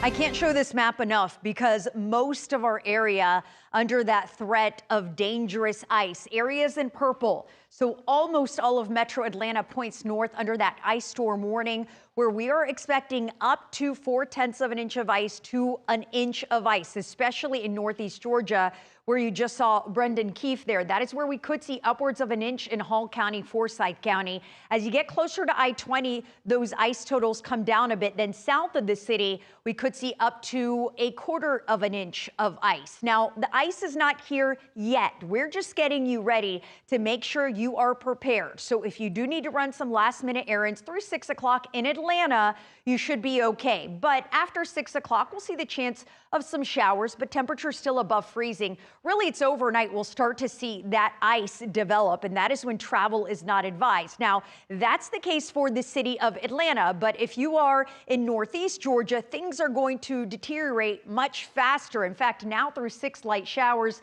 but we'll see freezing rain 6 to midnight, and then tomorrow we will see that widespread freezing rain with some higher accumulations. This forecast is always changing, and we are keeping you updated 24/7 on our free Atlanta News First Alert Weather app. You can see the hour-by-hour forecast for your location, but we're also sending alerts directly to your phone. And if you lose power this weekend or early next week, you just hit the button there, and you can watch us streaming live, because we will be with you 24/7 throughout the entire weekend. And the other thing we're going to be watching, in addition to the chance for ice, is the potential for maybe a strong to severe storm. That's going to be in the warm sector. That's going to be rolling in tomorrow. I'll have more on that in just a few minutes. Thank you, JD. And don't forget, you can text weather right now to 470-777 WANF. That way you can stay up to date on this winter storm. We'll be right back. Local news is personal. It should be timely, fair, trustworthy, and helpful. No one does it better than Tracy Hutchins, Blair Miller, and the team at Atlanta News First. They are first with breaking news, first with important updates, and connected to what matters. Their agenda is all about you, your life, and your safety. I'm Monica Pearson. I know Atlanta, I know local news, and I trust Atlanta News First. Ready? It's happening right now at Rooms To Go.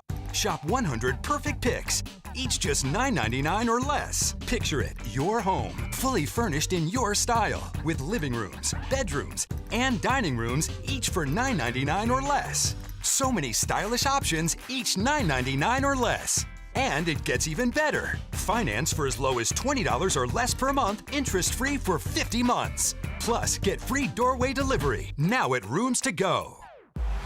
A state-of-the-art entertainment experience is now open at the Town of Trilith in Fayetteville. Trilith Live features a 2,800 capacity theater with immersive sound, luxury cinema, meeting rooms, and outdoor plaza. With walkable dining, retail, and hotel, it's designed to host the best in live entertainment and special events. From concerts to comedy shows to conventions and corporate gatherings, all in one convenient location. Visit TrilithLive.com. Trilith Live, built to inspire. In this place, strength means something different. It means us all being together.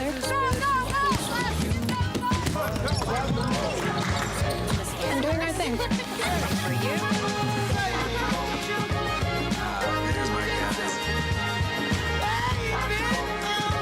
You can look all you want, but there's still no place like this place.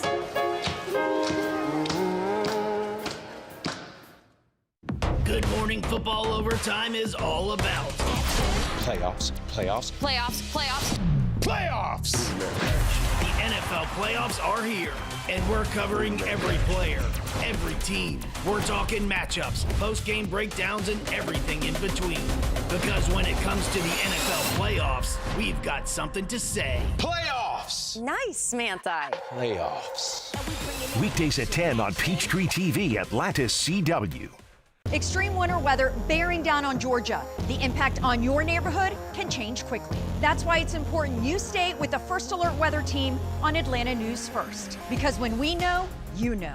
On air, on the First Alert Weather app, and streaming free on ANF Plus. Giving you first alerts as the situation changes. More meteorologists covering more of Georgia until the threat is over. That's the power of being Atlanta's only independent station. Stay with First Alert Weather on Atlanta News First. You've got problems, I've got solutions. You got this when? Yesterday. On the day that we aired our story? Yes. You better call Harry. Streaming free on ANF Plus. Now, First Alert Weather with meteorologist J.D. Disharoon.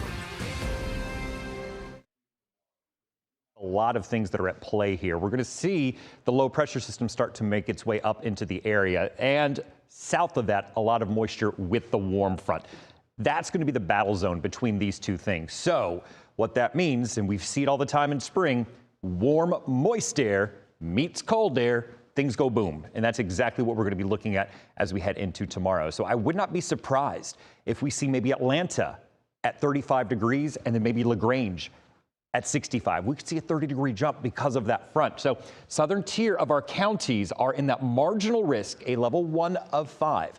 For severe weather. So that tells us we're not exactly confident, but the potential is there. So LaGrange, Griffin, Macon, maybe even over to Eatonton, you got to pay attention to the weather in the afternoon. Timing on this shows that after the freezing rain starts to pull out, look by Sunday afternoon, there's the line of heavier rain, maybe some storms mixed in it. Unfortunately, what we're going to be looking for are weak spin-up tornadoes. They'll be very short-lived, but short week tornadoes still can do damage. All right, JD, thank you. Well, state leaders warn this is not your typical winter weather. Governor Brian Kemp has declared a statewide state of emergency as crews work around the clock. They're working on roads, power systems, and emergency responders. They are out and about as well. Yeah, they're getting ready. And Atlanta News First, Abby Castoris is live outside the State Emergency Operations Center in Atlanta. That's where officials are coordinating the state's response and what's to come. So, Abby, what are they saying right now? What's happening over there this afternoon? Yeah, this is really the hub where we've been able to talk with state leaders as well as emergency crews who are working around the clock 24/7. We saw some of them bring sleeping bags and luggage, planning on spending the night, especially as some of those conditions are expected to deteriorate into the overnight hours. Today at the Emergency Operations Center, it's fully activated. They're coordinating resources. We saw them responding to requests for items like generators and emergency meals, preparing to handle downed trees and life-threatening calls once the storm hits. Across Georgia, crews are working overnight to get ahead of the storm. GDOT says they're treating 18,000 lane miles, including major interstates like I-75, I-85, and I-20, plus several Metro Atlanta routes. We're not clearing the roads for people to be on them. We're clearing the roads to recover them quickly for emergency personnel. They say that you have until 6 o'clock tonight to prepare. Then they want you to stay inside until Monday, possibly into Tuesday. They say they want to make sure that those roads are clear so that emergency crews can get where they need to go if they do receive a life emergency call. Live at GEMA headquarters, Abby Kasoris, Atlanta News First. Now, First Alert Weather with Chief Meteorologist Jennifer Valdez. We'll have ice increasing tonight through much of tomorrow, especially the first half of the day tomorrow. That is why tomorrow also a first alert weather day. Monday, no additional precipitation, but temperatures will be plummeting Sunday night into Monday.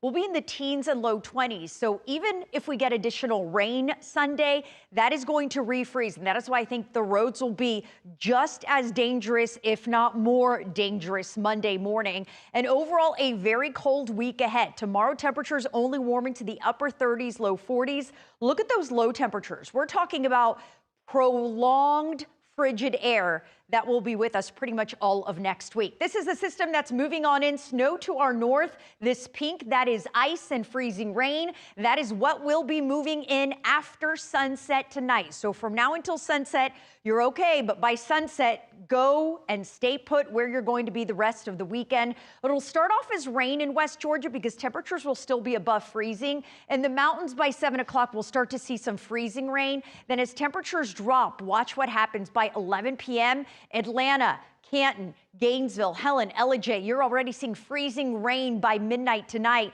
and that continues overnight into tomorrow morning. The longer we see that freezing rain, the thicker and thicker it's going to get. Whoever has the highest totals, that is the areas that are going to see the greatest impacts. There's that line JD talked about. Could see some brief strong to even an isolated severe storm south of Atlanta tomorrow afternoon. Then as this moves out, temperatures will plummet. Check out Monday morning's temperatures. These are the actual temperatures. It's also going to be breezy, so that's going to add insult to injury. But 16 in Helen, 23 in Atlanta, 18 in LaGrange. It'll be so cold Monday that we have a cold weather advisory for everybody in our viewing area for feels like temperatures between 0 and 15 degrees. By noon Monday, it only feels like 6 in Blairsville, 18 in Atlanta. By 11 p.m. Monday, it feels like 10, even colder Tuesday morning.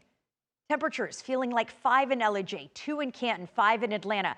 So the reason I'm so worried about this cold is because a lot of people are going to lose power this weekend.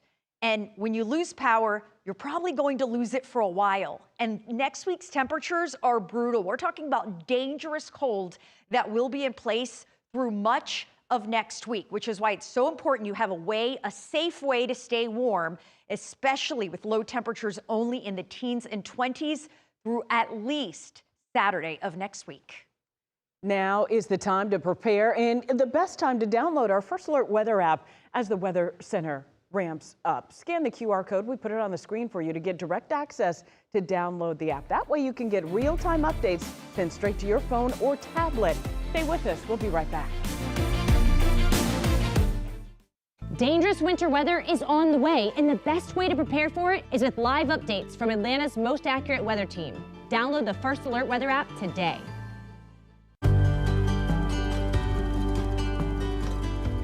Dear Dr. Hansen, because of Piedmont's precision, I am still here.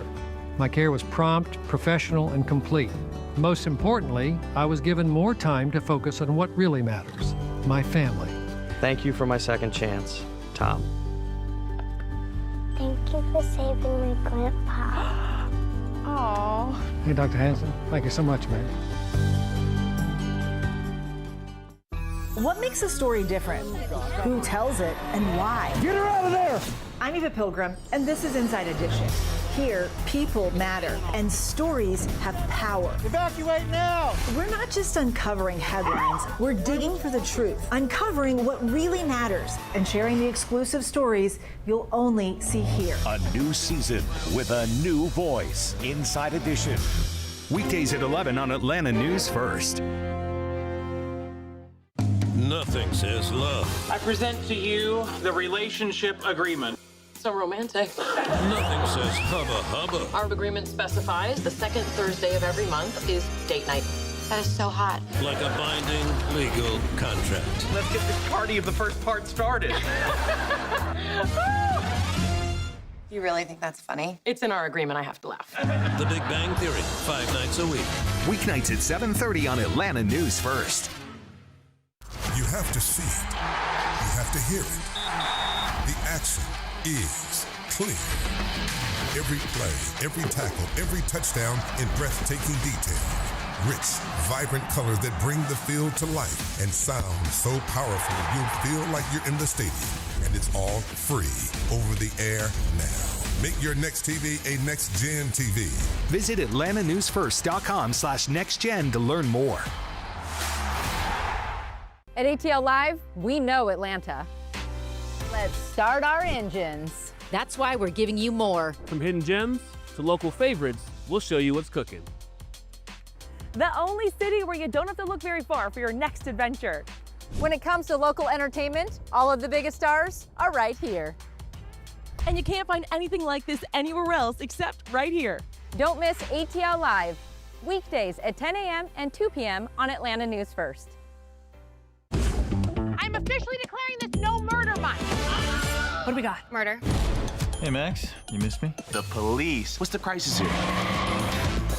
Mom? It's me. Everything I've done has been for my husband and daughter. She lied to us. Are you gonna be able to keep it together on this one? Step and sweat and step and sweat and... Rack 'em up, champ. Never hustle a hustler. Just like old times. Season premiere Monday on Peachtree TV, Atlanta's CW. Now, First Alert Weather with Chief Meteorologist Jennifer Valdez. Major ice storm impacting much of the southeast all the way to New England this weekend. Want to show you the probability of us seeing 1/4 of an inch of ice or more. Keep in mind, 1/4 of an inch is fairly significant. That's when you see trees down, power lines down, and travel disruptions. The biggest impacts are in northeast Georgia. 100% chance of seeing at least 1/4 of an inch of ice in Gainesville. 94% chance of seeing that in Athens. Now we're going to double that. 1/2 inch of ice. Again, northeast Georgia, 68% in Gainesville. That will see at least 1/2 inch of ice in Gainesville. We are watching the very latest model data. It is constantly coming in. That is why we will be with you the entire weekend. And we've got another weather update coming up in just a few minutes. All right, Jennifer, we'll see you soon. Our team coverage continues right here in Atlanta. Yeah, our Don Shipman is in the breaking news tracker, keeping a very close eye on the roads. It is all hands on deck for GDOT. So many people out on the roads getting the job done. Right now, we are just getting off of Georgia 400, getting onto 285 West. You can take a look at the roads here, and it's relatively quiet for a Saturday. One thing to note is you can see those streaks there on the pavement. That is that brine that those GDOT trucks are spraying down. Now, GMA held a news conference earlier today, and one of the key takeaways that I noticed was the fact that they talked a lot about telling people to stay off the roads. 2 reasons for that. One, they want to give space to all of those workers, making sure that they stay safe and you stay safe and they can get the job done. Also, they're asking that you stay off the roads even tomorrow, especially tomorrow, because just because they're putting this brine down doesn't mean that the roads aren't going to ice over. They want you to stay safe. And then the other thing that I noticed when I was listening in on that news conference is the fact that they've learned a lot since Snowmageddon. And the key thing that they learned is the fact that there's a lot of coordination that goes into that command center that they put together. Now all of these different state agencies are coordinating to make sure that they can get the job done and keep them safe and keep motorists safe. We're here in the First Alert Breaking News Tracker. Don Shipman, Atlanta News First. We have live team coverage of the ice storm all day long for you. We're going to stay with us right here on Atlanta News First. We'll be right back.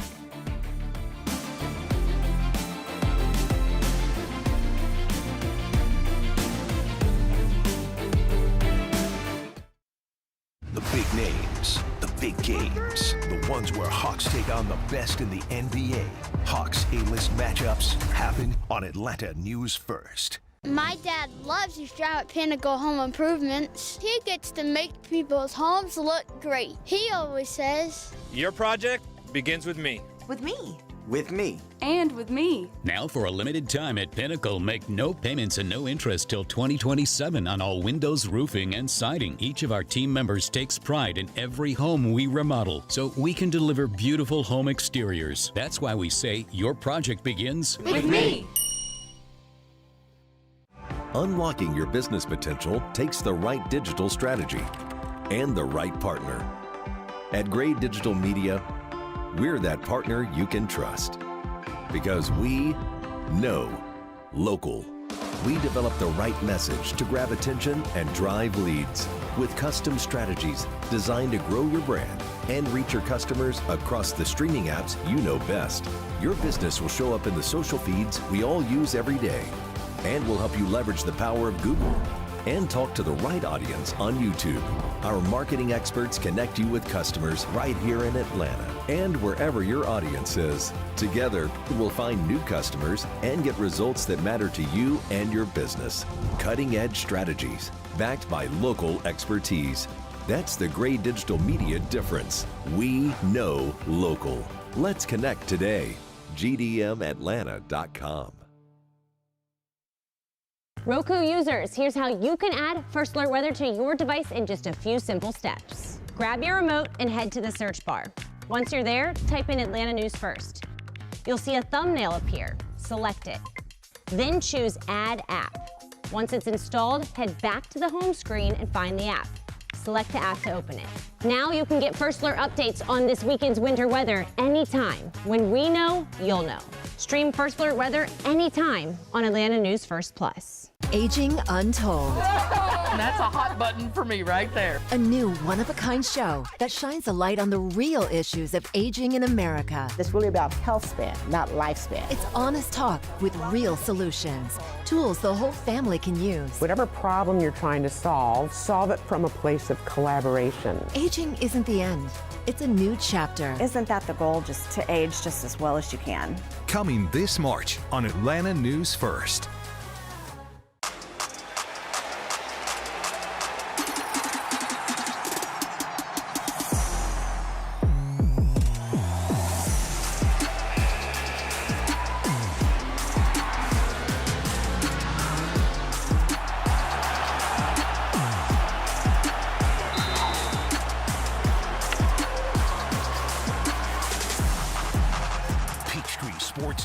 Now playing on Xfinity, Spectrum, YouTube TV, and Fubo. First Alert weather coverage of the ice storm. Right now, only on Atlanta News First. Now at 4, the countdown is on tonight. We are just hours away before an ice storm is expected to cover North Georgia. Our First Alert weather team is staying on top of the storm all week long for you. They'll continue to track it live from the First Alert Weather Center. Thanks for joining us. I'm Tracy Hutchins. And I'm Blair Miller. First Alert meteorologist Patrick Peet continues our team coverage now. Patrick, what can you tell us right now? I know you've been looking over the latest information. Well, you know, data keeps coming in. We get updates every hour in the First Alert Weather Center. We're looking at multiple different models, and you guys are following us on Facebook. You're seeing our posts. You've seen the numbers come down a little bit in some communities, but the big story here is that the story that we've been telling all week still exists, and that is that we are expecting the greatest impacts in the extreme northeast Georgia. If we can switch that to Max 2, we'll talk about the ice storm warning that's in effect for most of North Georgia. You may have seen this alert that have come down the pipeline yesterday on the First Alert Weather app. We're talking about the potential for there to be significant ice in some locations, a quarter inch to an inch. The further north and east you go in the state, the larger the totals that we are expecting. Really have been honing in on this area for several days now, but we do expect that cold wedge to bring in enough cold air for a lot of us to see some of that freezing rain. If you see your county highlighted in blue, we're talking about a glaze to about a quarter inch max here.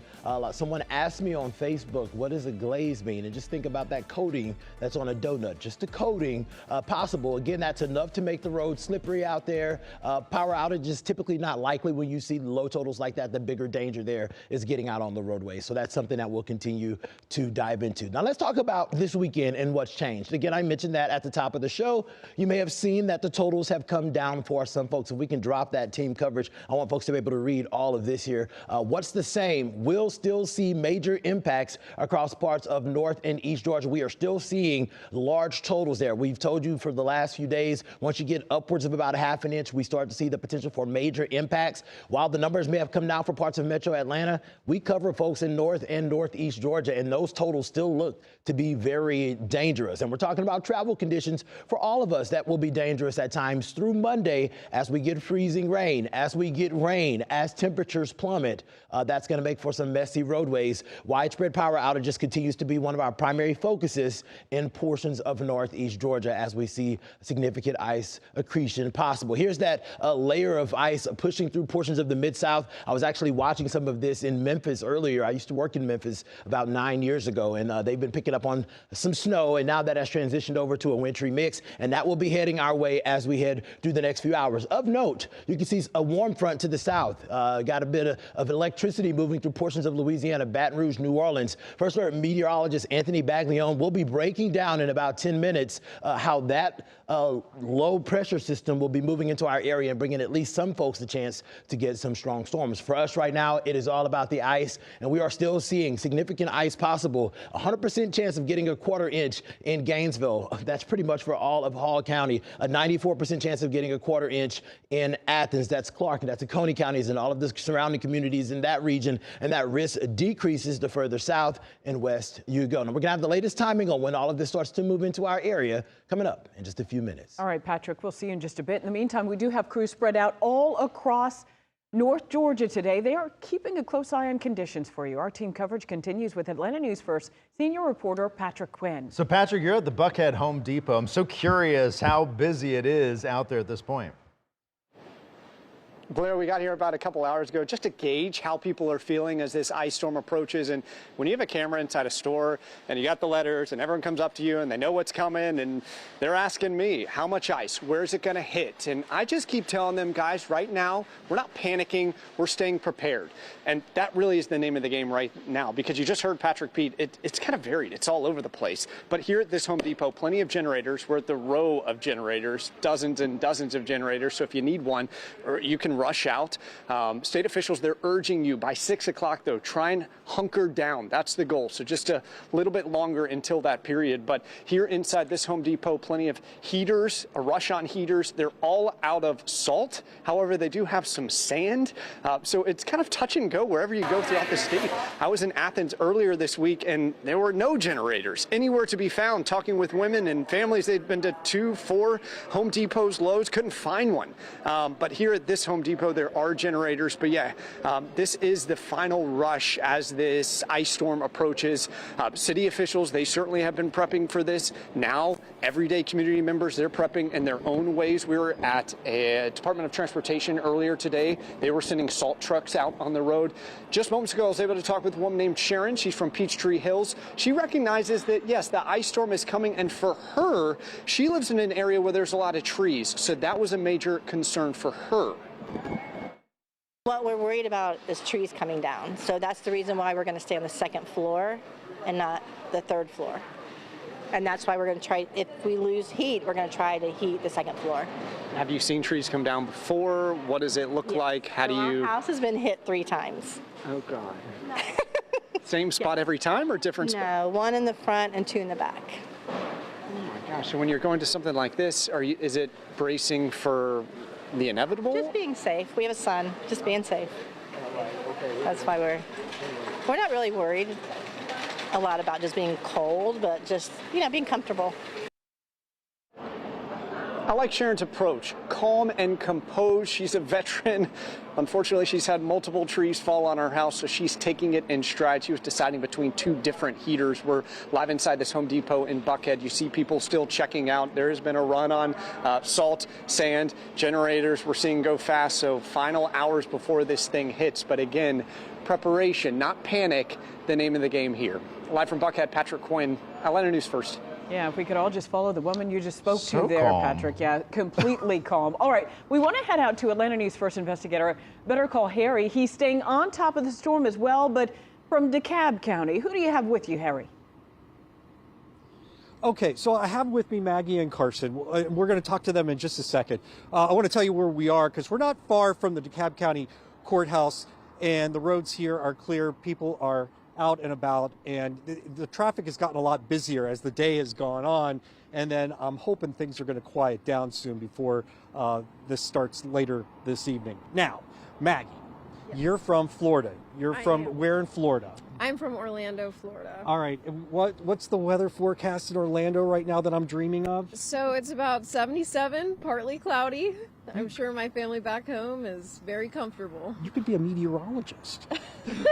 All right. So you're from Decatur. Yes, I'm from here. Were you here? Do you remember the last ice storm 2014? Yes, I was a senior in high school. You were Snowpocalypse. So, all right. So tell me about Snowpocalypse because I was there and I got stuck at Georgia's DOT's, their transportation center for, I think it was my longest shift ever. It was 26 hours, but at least I was inside. Where were you and what do you remember? I remember my dad getting me from school because he was a teacher at my school, and we booked it home, but it was just flurries, and then it was ice. Yeah, and you got lucky. We did. We got really lucky. You know, and I think people have gotten that in Atlanta. You don't have to worry about that. But people get the idea now, and it's good that, you know, well, there's nothing good about an ice storm. But if it's going to happen, and it's going to happen over a weekend or before Monday where we can prepare for it, then people can stay off the streets. So you're going to stay off the streets, right? Yes, we'll be off the streets. We'll be inside. What are you guys planning on later, real quick? Going for a walk and then going home. That's it. All right. You know what? I'd like to be doing that too. Back to you. I'm hoping Maggie doesn't have a story to remember.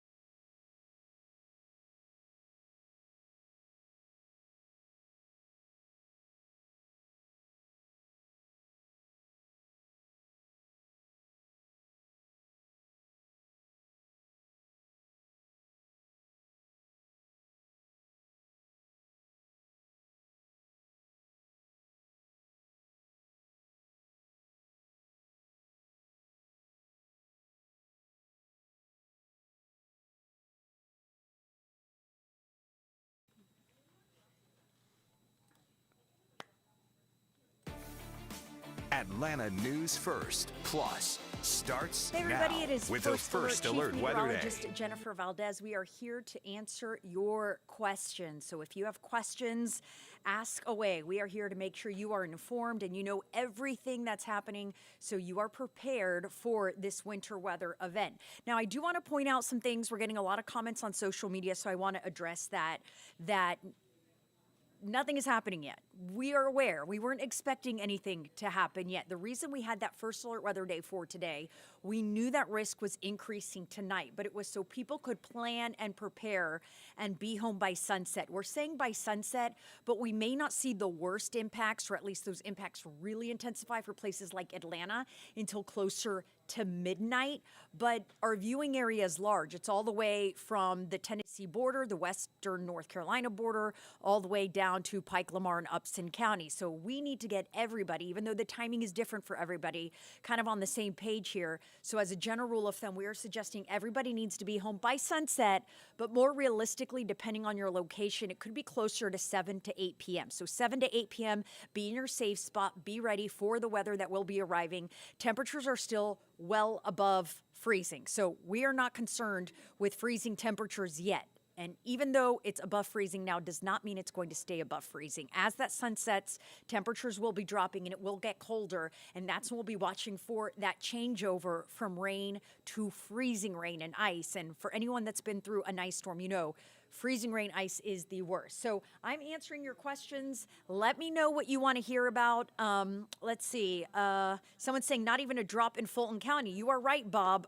Again, this is going to move in late tonight after sunset. So you still have time to prep and prepare. If you've been watching us, we've been on around the clock since 5 a.m. We've been giving you that hour by hour timeline. So that is exactly what we were expecting for it to be dry through the rest of the afternoon. Someone's asking, will this be similar to the ice apocalypse of 2014? Do you think businesses and schools are responding adequately? So that is Damien. Damien, great question. This event is very different in that Snowmageddon, the big issue with Snowmageddon was that it started happening during the day and everyone dismissed at the same time. So schools let out at the same time, businesses let out at the same time, and it was very thin. We did not get very high accumulations on Snowmageddon. The problem is we did have some snow and a little bit of ice, but all the vehicles were basically on the roadways at the same time and almost turned it into ice. And so it was a very different scenario. This is happening on a weekend. Thank goodness. That is amazing.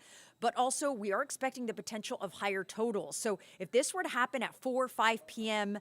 on a weekday, this would be significantly more impactful. But because this is happening on a weekend, that is better because we are preventing more people from being on the roads. Or giving you a big heads up that this is coming. And because of that, you can plan and prepare better. So let's see. I'm looking for other questions. Marietta. Going to reach Buford. How's it going to affect us? So a question about North Georgia in Buford. So again, this is arriving late tonight and those impacts will be increasing through the evening. In Atlanta proper, when I say Atlanta proper, I mean south of I-20, the airport area south of that. I really don't think we're going to see this change over to freezing rain until after 11 p.m. or midnight. So this is going to be a late evening event. Problem is by the time you wake up tomorrow, we will see accumulating ice over the area. So what happens is this falls as rain and then the very lowest levels at the surface are below freezing. So what's originally rain turns into ice. So as it continues to happen, hour after hour after hour, even if this starts at midnight tonight, by 8 o'clock tomorrow morning, that's 8 hours of freezing rain. So you're talking about accumulations that get thicker and thicker. Something else I want to point out. People are seeing that we are forecasting for some areas 1/10 of an inch of ice or 2/10 of an inch of ice.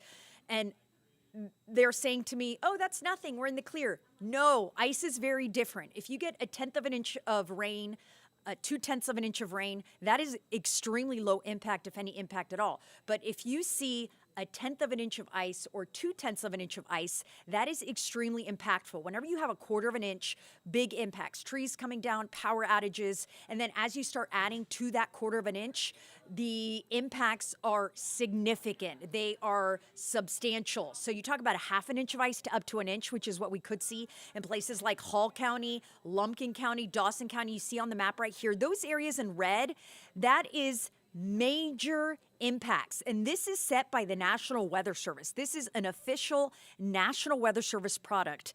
Areas in red, that is where we could see 1/2 an inch to up to an inch of ice on top of 30 to 35 mile an hour winds. So a 1/4 of an inch of ice, 1/2 an inch of ice will add an extra 500 pounds onto a power line.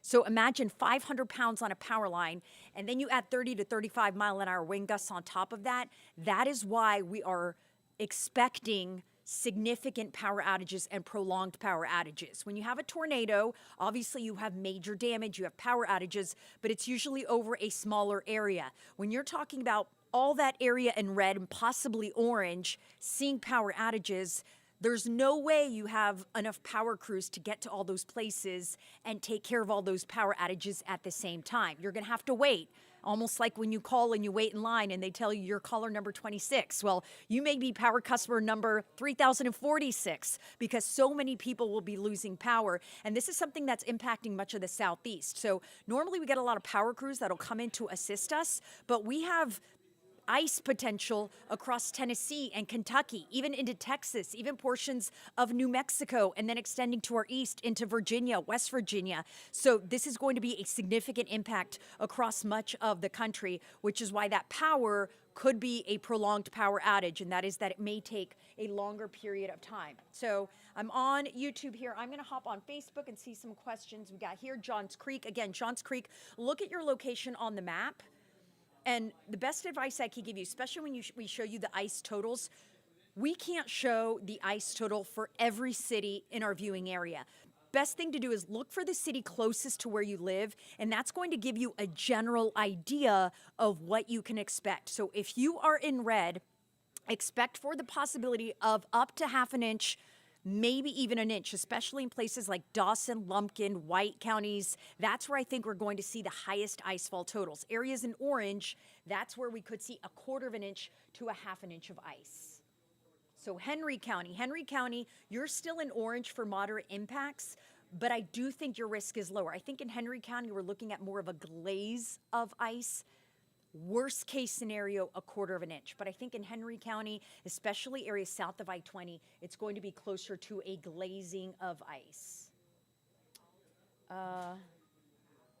So someone was saying based on the lower ice totals that Ella posted earlier. So I want you to keep in mind that these models will continue to change. So yesterday at 8 a.m., the total may be different than yesterday at 8 p.m. That may be different than today at 8 a.m.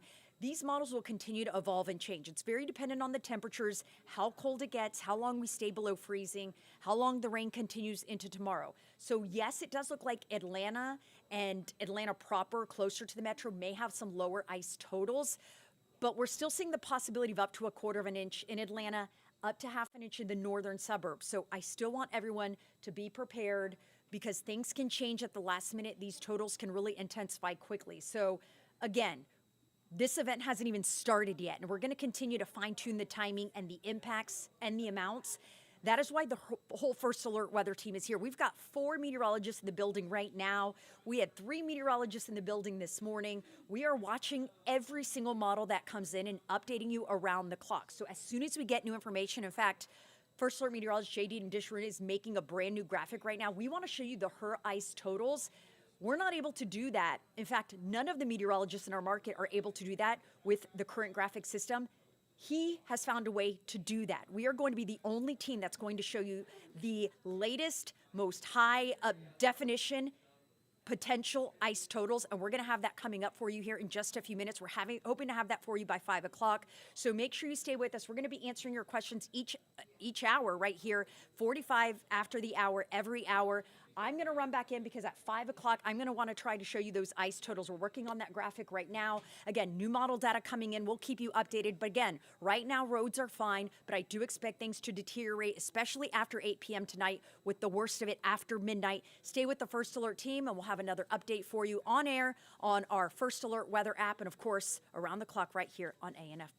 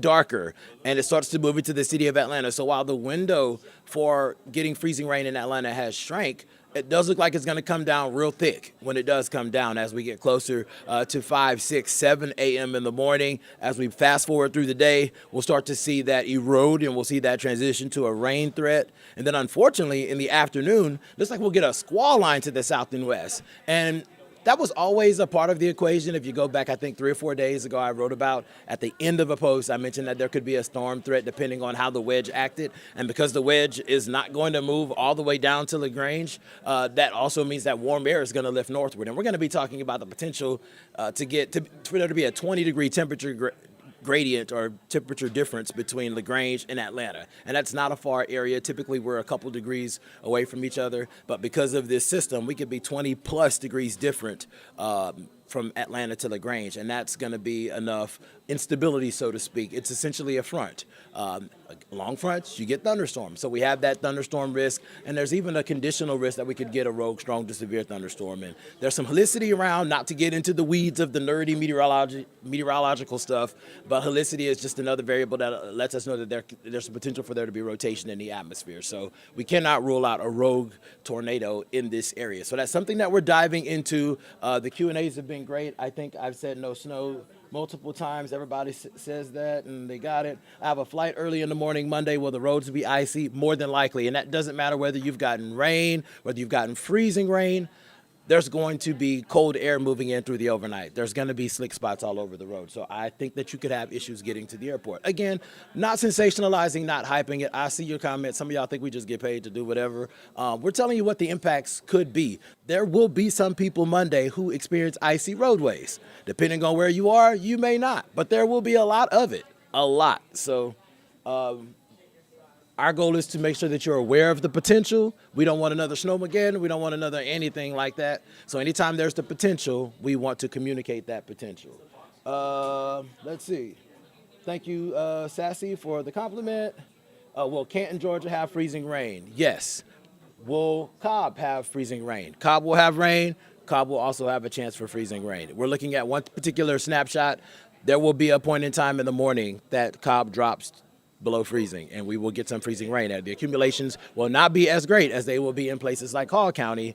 Again, I had to go back to that map because I want to make sure that everybody understands that the story, while the totals may change, a tenth here, 10th there, maybe 2/10, the underlying story has not changed, that the greatest impacts will be in the areas that you see shaded in red and blue, and those impacts will decrease the further south and west you go, as far as from this ice potential. I don't think that everybody is going to see I know that everyone is not going to see the same impacts, but our goal is to make sure that everybody is aware of the story, do our best to tell that story as many times as possible so as many folks as possible here and they can adjust. I did see a comment saying that we were doing this to increase sales. I don't have that much stock in the stock market to care.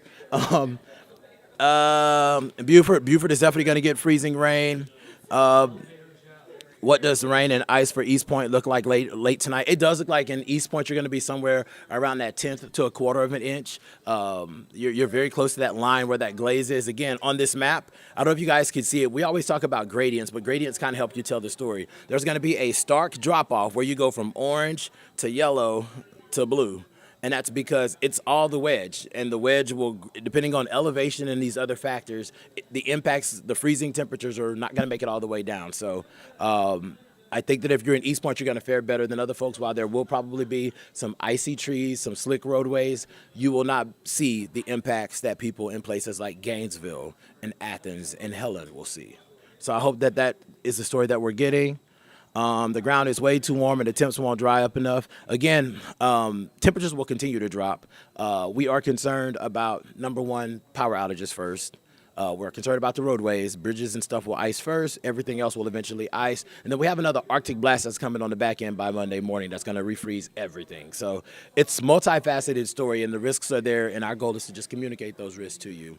I have a newscast in 5 minutes. This has been fun. We do this segment, which is Ask the Meteorologist, on the 45 of every hour. We're going to continue to do that through the evening. So if you show up at 6:45, I'm not sure which one of The First Alert team meteorologist will be here, but it will probably be the First Alert chief meteorologist, Jennifer Valdez, or First Alert meteorologist, JD Disharoon. But we will see you guys in roughly, I guess that's 50 minutes for the next segment. Meanwhile, you can turn your TV right now to Atlanta News First, and we're going to be going through the latest data. I mentioned that we had some updated ice totals. I'll be breaking that down coming up in the next half hour.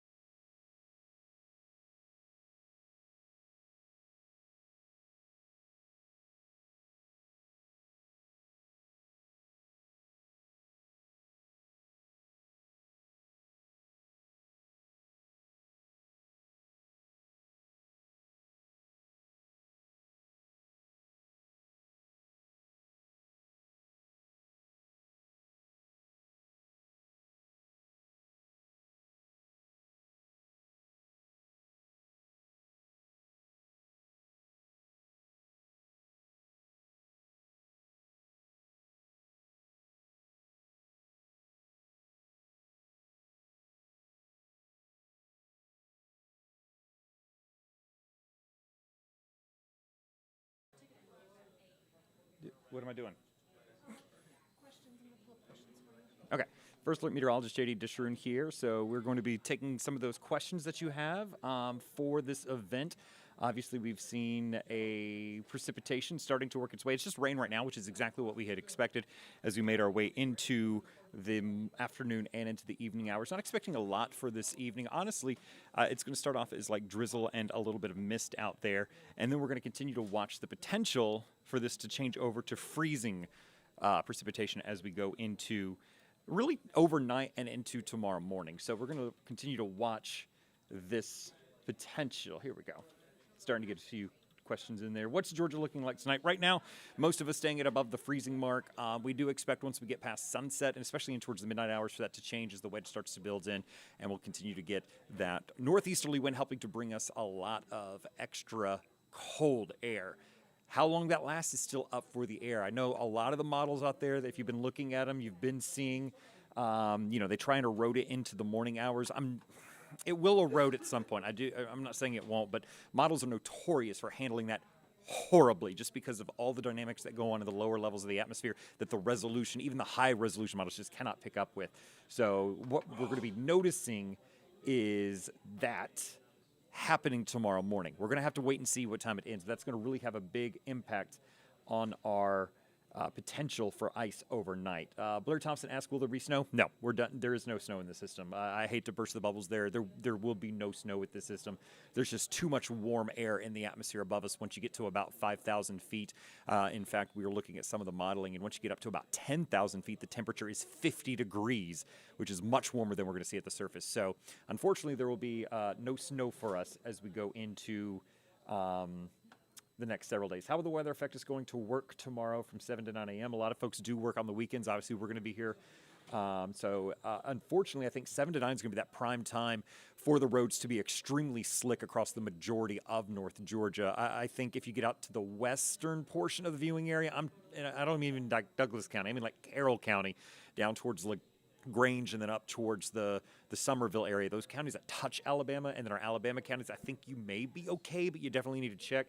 But I think for all of us, for the most part, it will not have switched back to liquid rain by that point, so it's still going to be a very dicey and dangerous situation as we go into the early morning to mid-morning hours. I think late morning is when we start to put everything back towards rain in most of the metro, but not all. I think it's going to stay as freezing rain for the Northeast Metro all the way up into the Northeast Georgia mountains throughout almost the entirety of this, which is why we have such extreme ice totals up there. Meg Bunny asked, at what point should you worry about trees? Anything over a quarter of an inch of ice is going to cause damage to limbs, bring them down.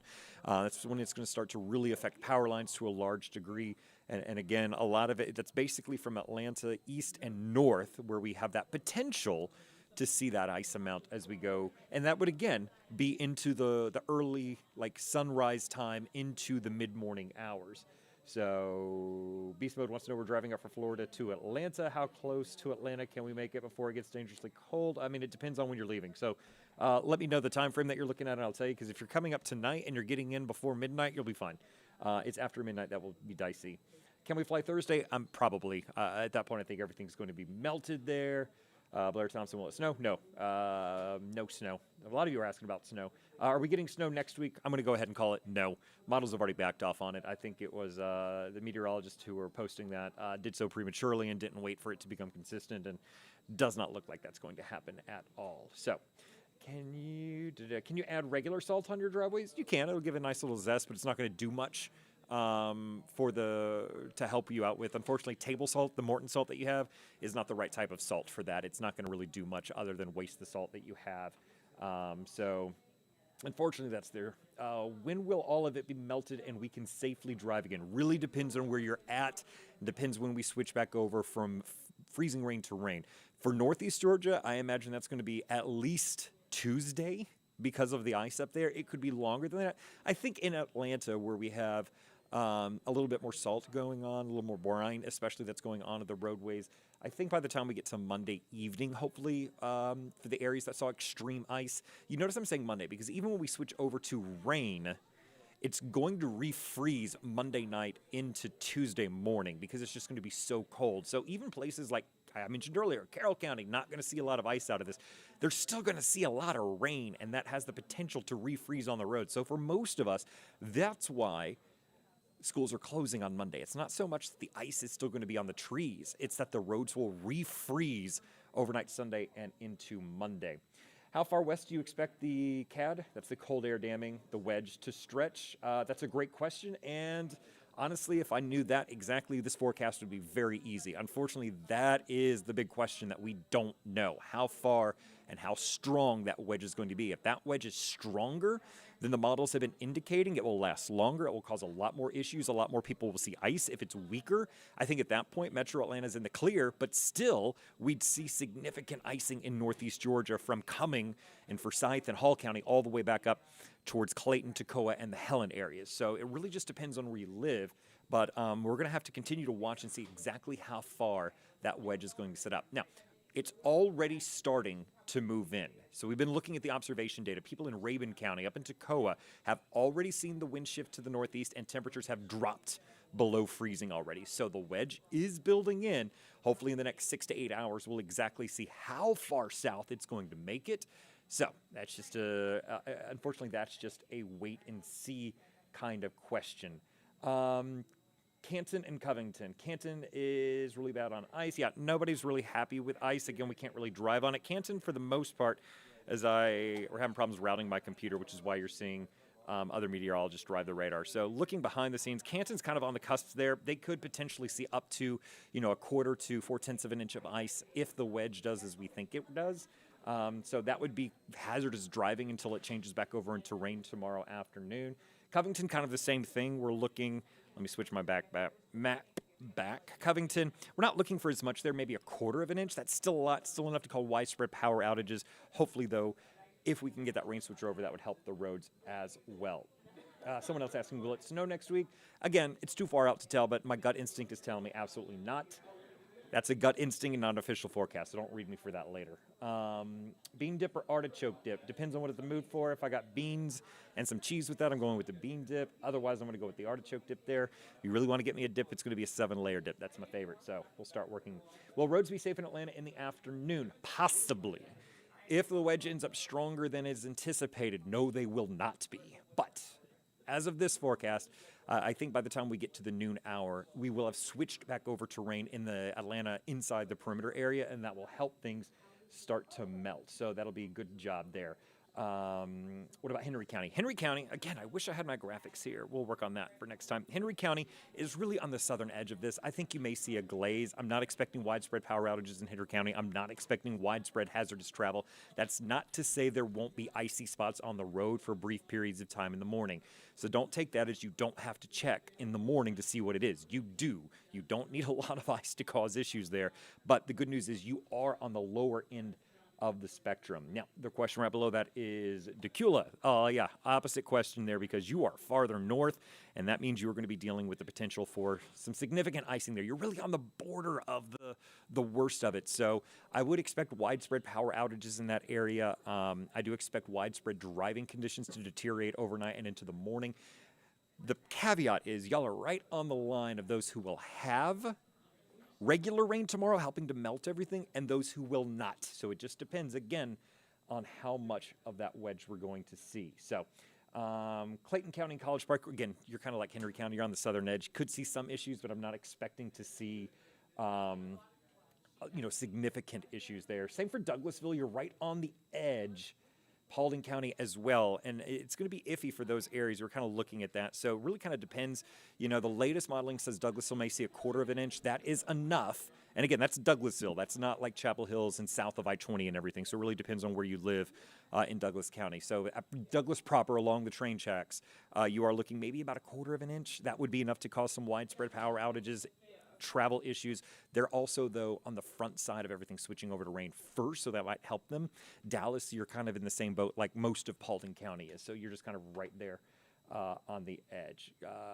Everybody's just kind of asking for their location. So, pretty much the north and east where you go, we're going to be looking over in towards, the east and north is going to be worse. So I would say, basically the line of really bad effects could be east of I-75 and north of I-20. So, that's like Kennesaw down to Atlanta over to Lithonia and folks north and east of those areas, I think is going to be the worst. So that would be Gwinnett County. That'd be most of DeKalb County, North Fulton County, Cobb County, Cherokee County, and then back up into the North Georgia mountains. So one of the issues that we're looking at is, again, I'm going to say it a lot, the wedge. We're just going to have to wait and see how well it does. Athens, you're also really just on that line.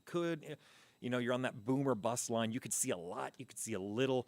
All depends on how long that wedge sticks around. As of right now, the model that we're relying on, we think is the most accurate, has the best handle on this, has Athens at about 1/4 of an inch of ice. But it does transit over to regular rain, liquid rain, by the time we get into tomorrow afternoon. So, it's just going to be a lot out there that we're going to be continuing to watch. And as we head on in towards the rest of the evening, we're going to continue to watch these questions as well. So, check back in with the next hour. It might be me. It might be another meteorologist. I'm going to go back now because you kind of got me thinking about, I'd like to make a graphic to show exactly where the wedge is and how far it is at this exact moment, because that'll really help us determine exactly what's going on. Otherwise, we will see you back here in just about an hour. What time is it now? 6:58. We'll see you back here at 7:45, and we'll be answering more of those questions for you. So have a wonderful evening. Stay safe. Again, most of this will be happening as we head into the overnight hours and into early tomorrow.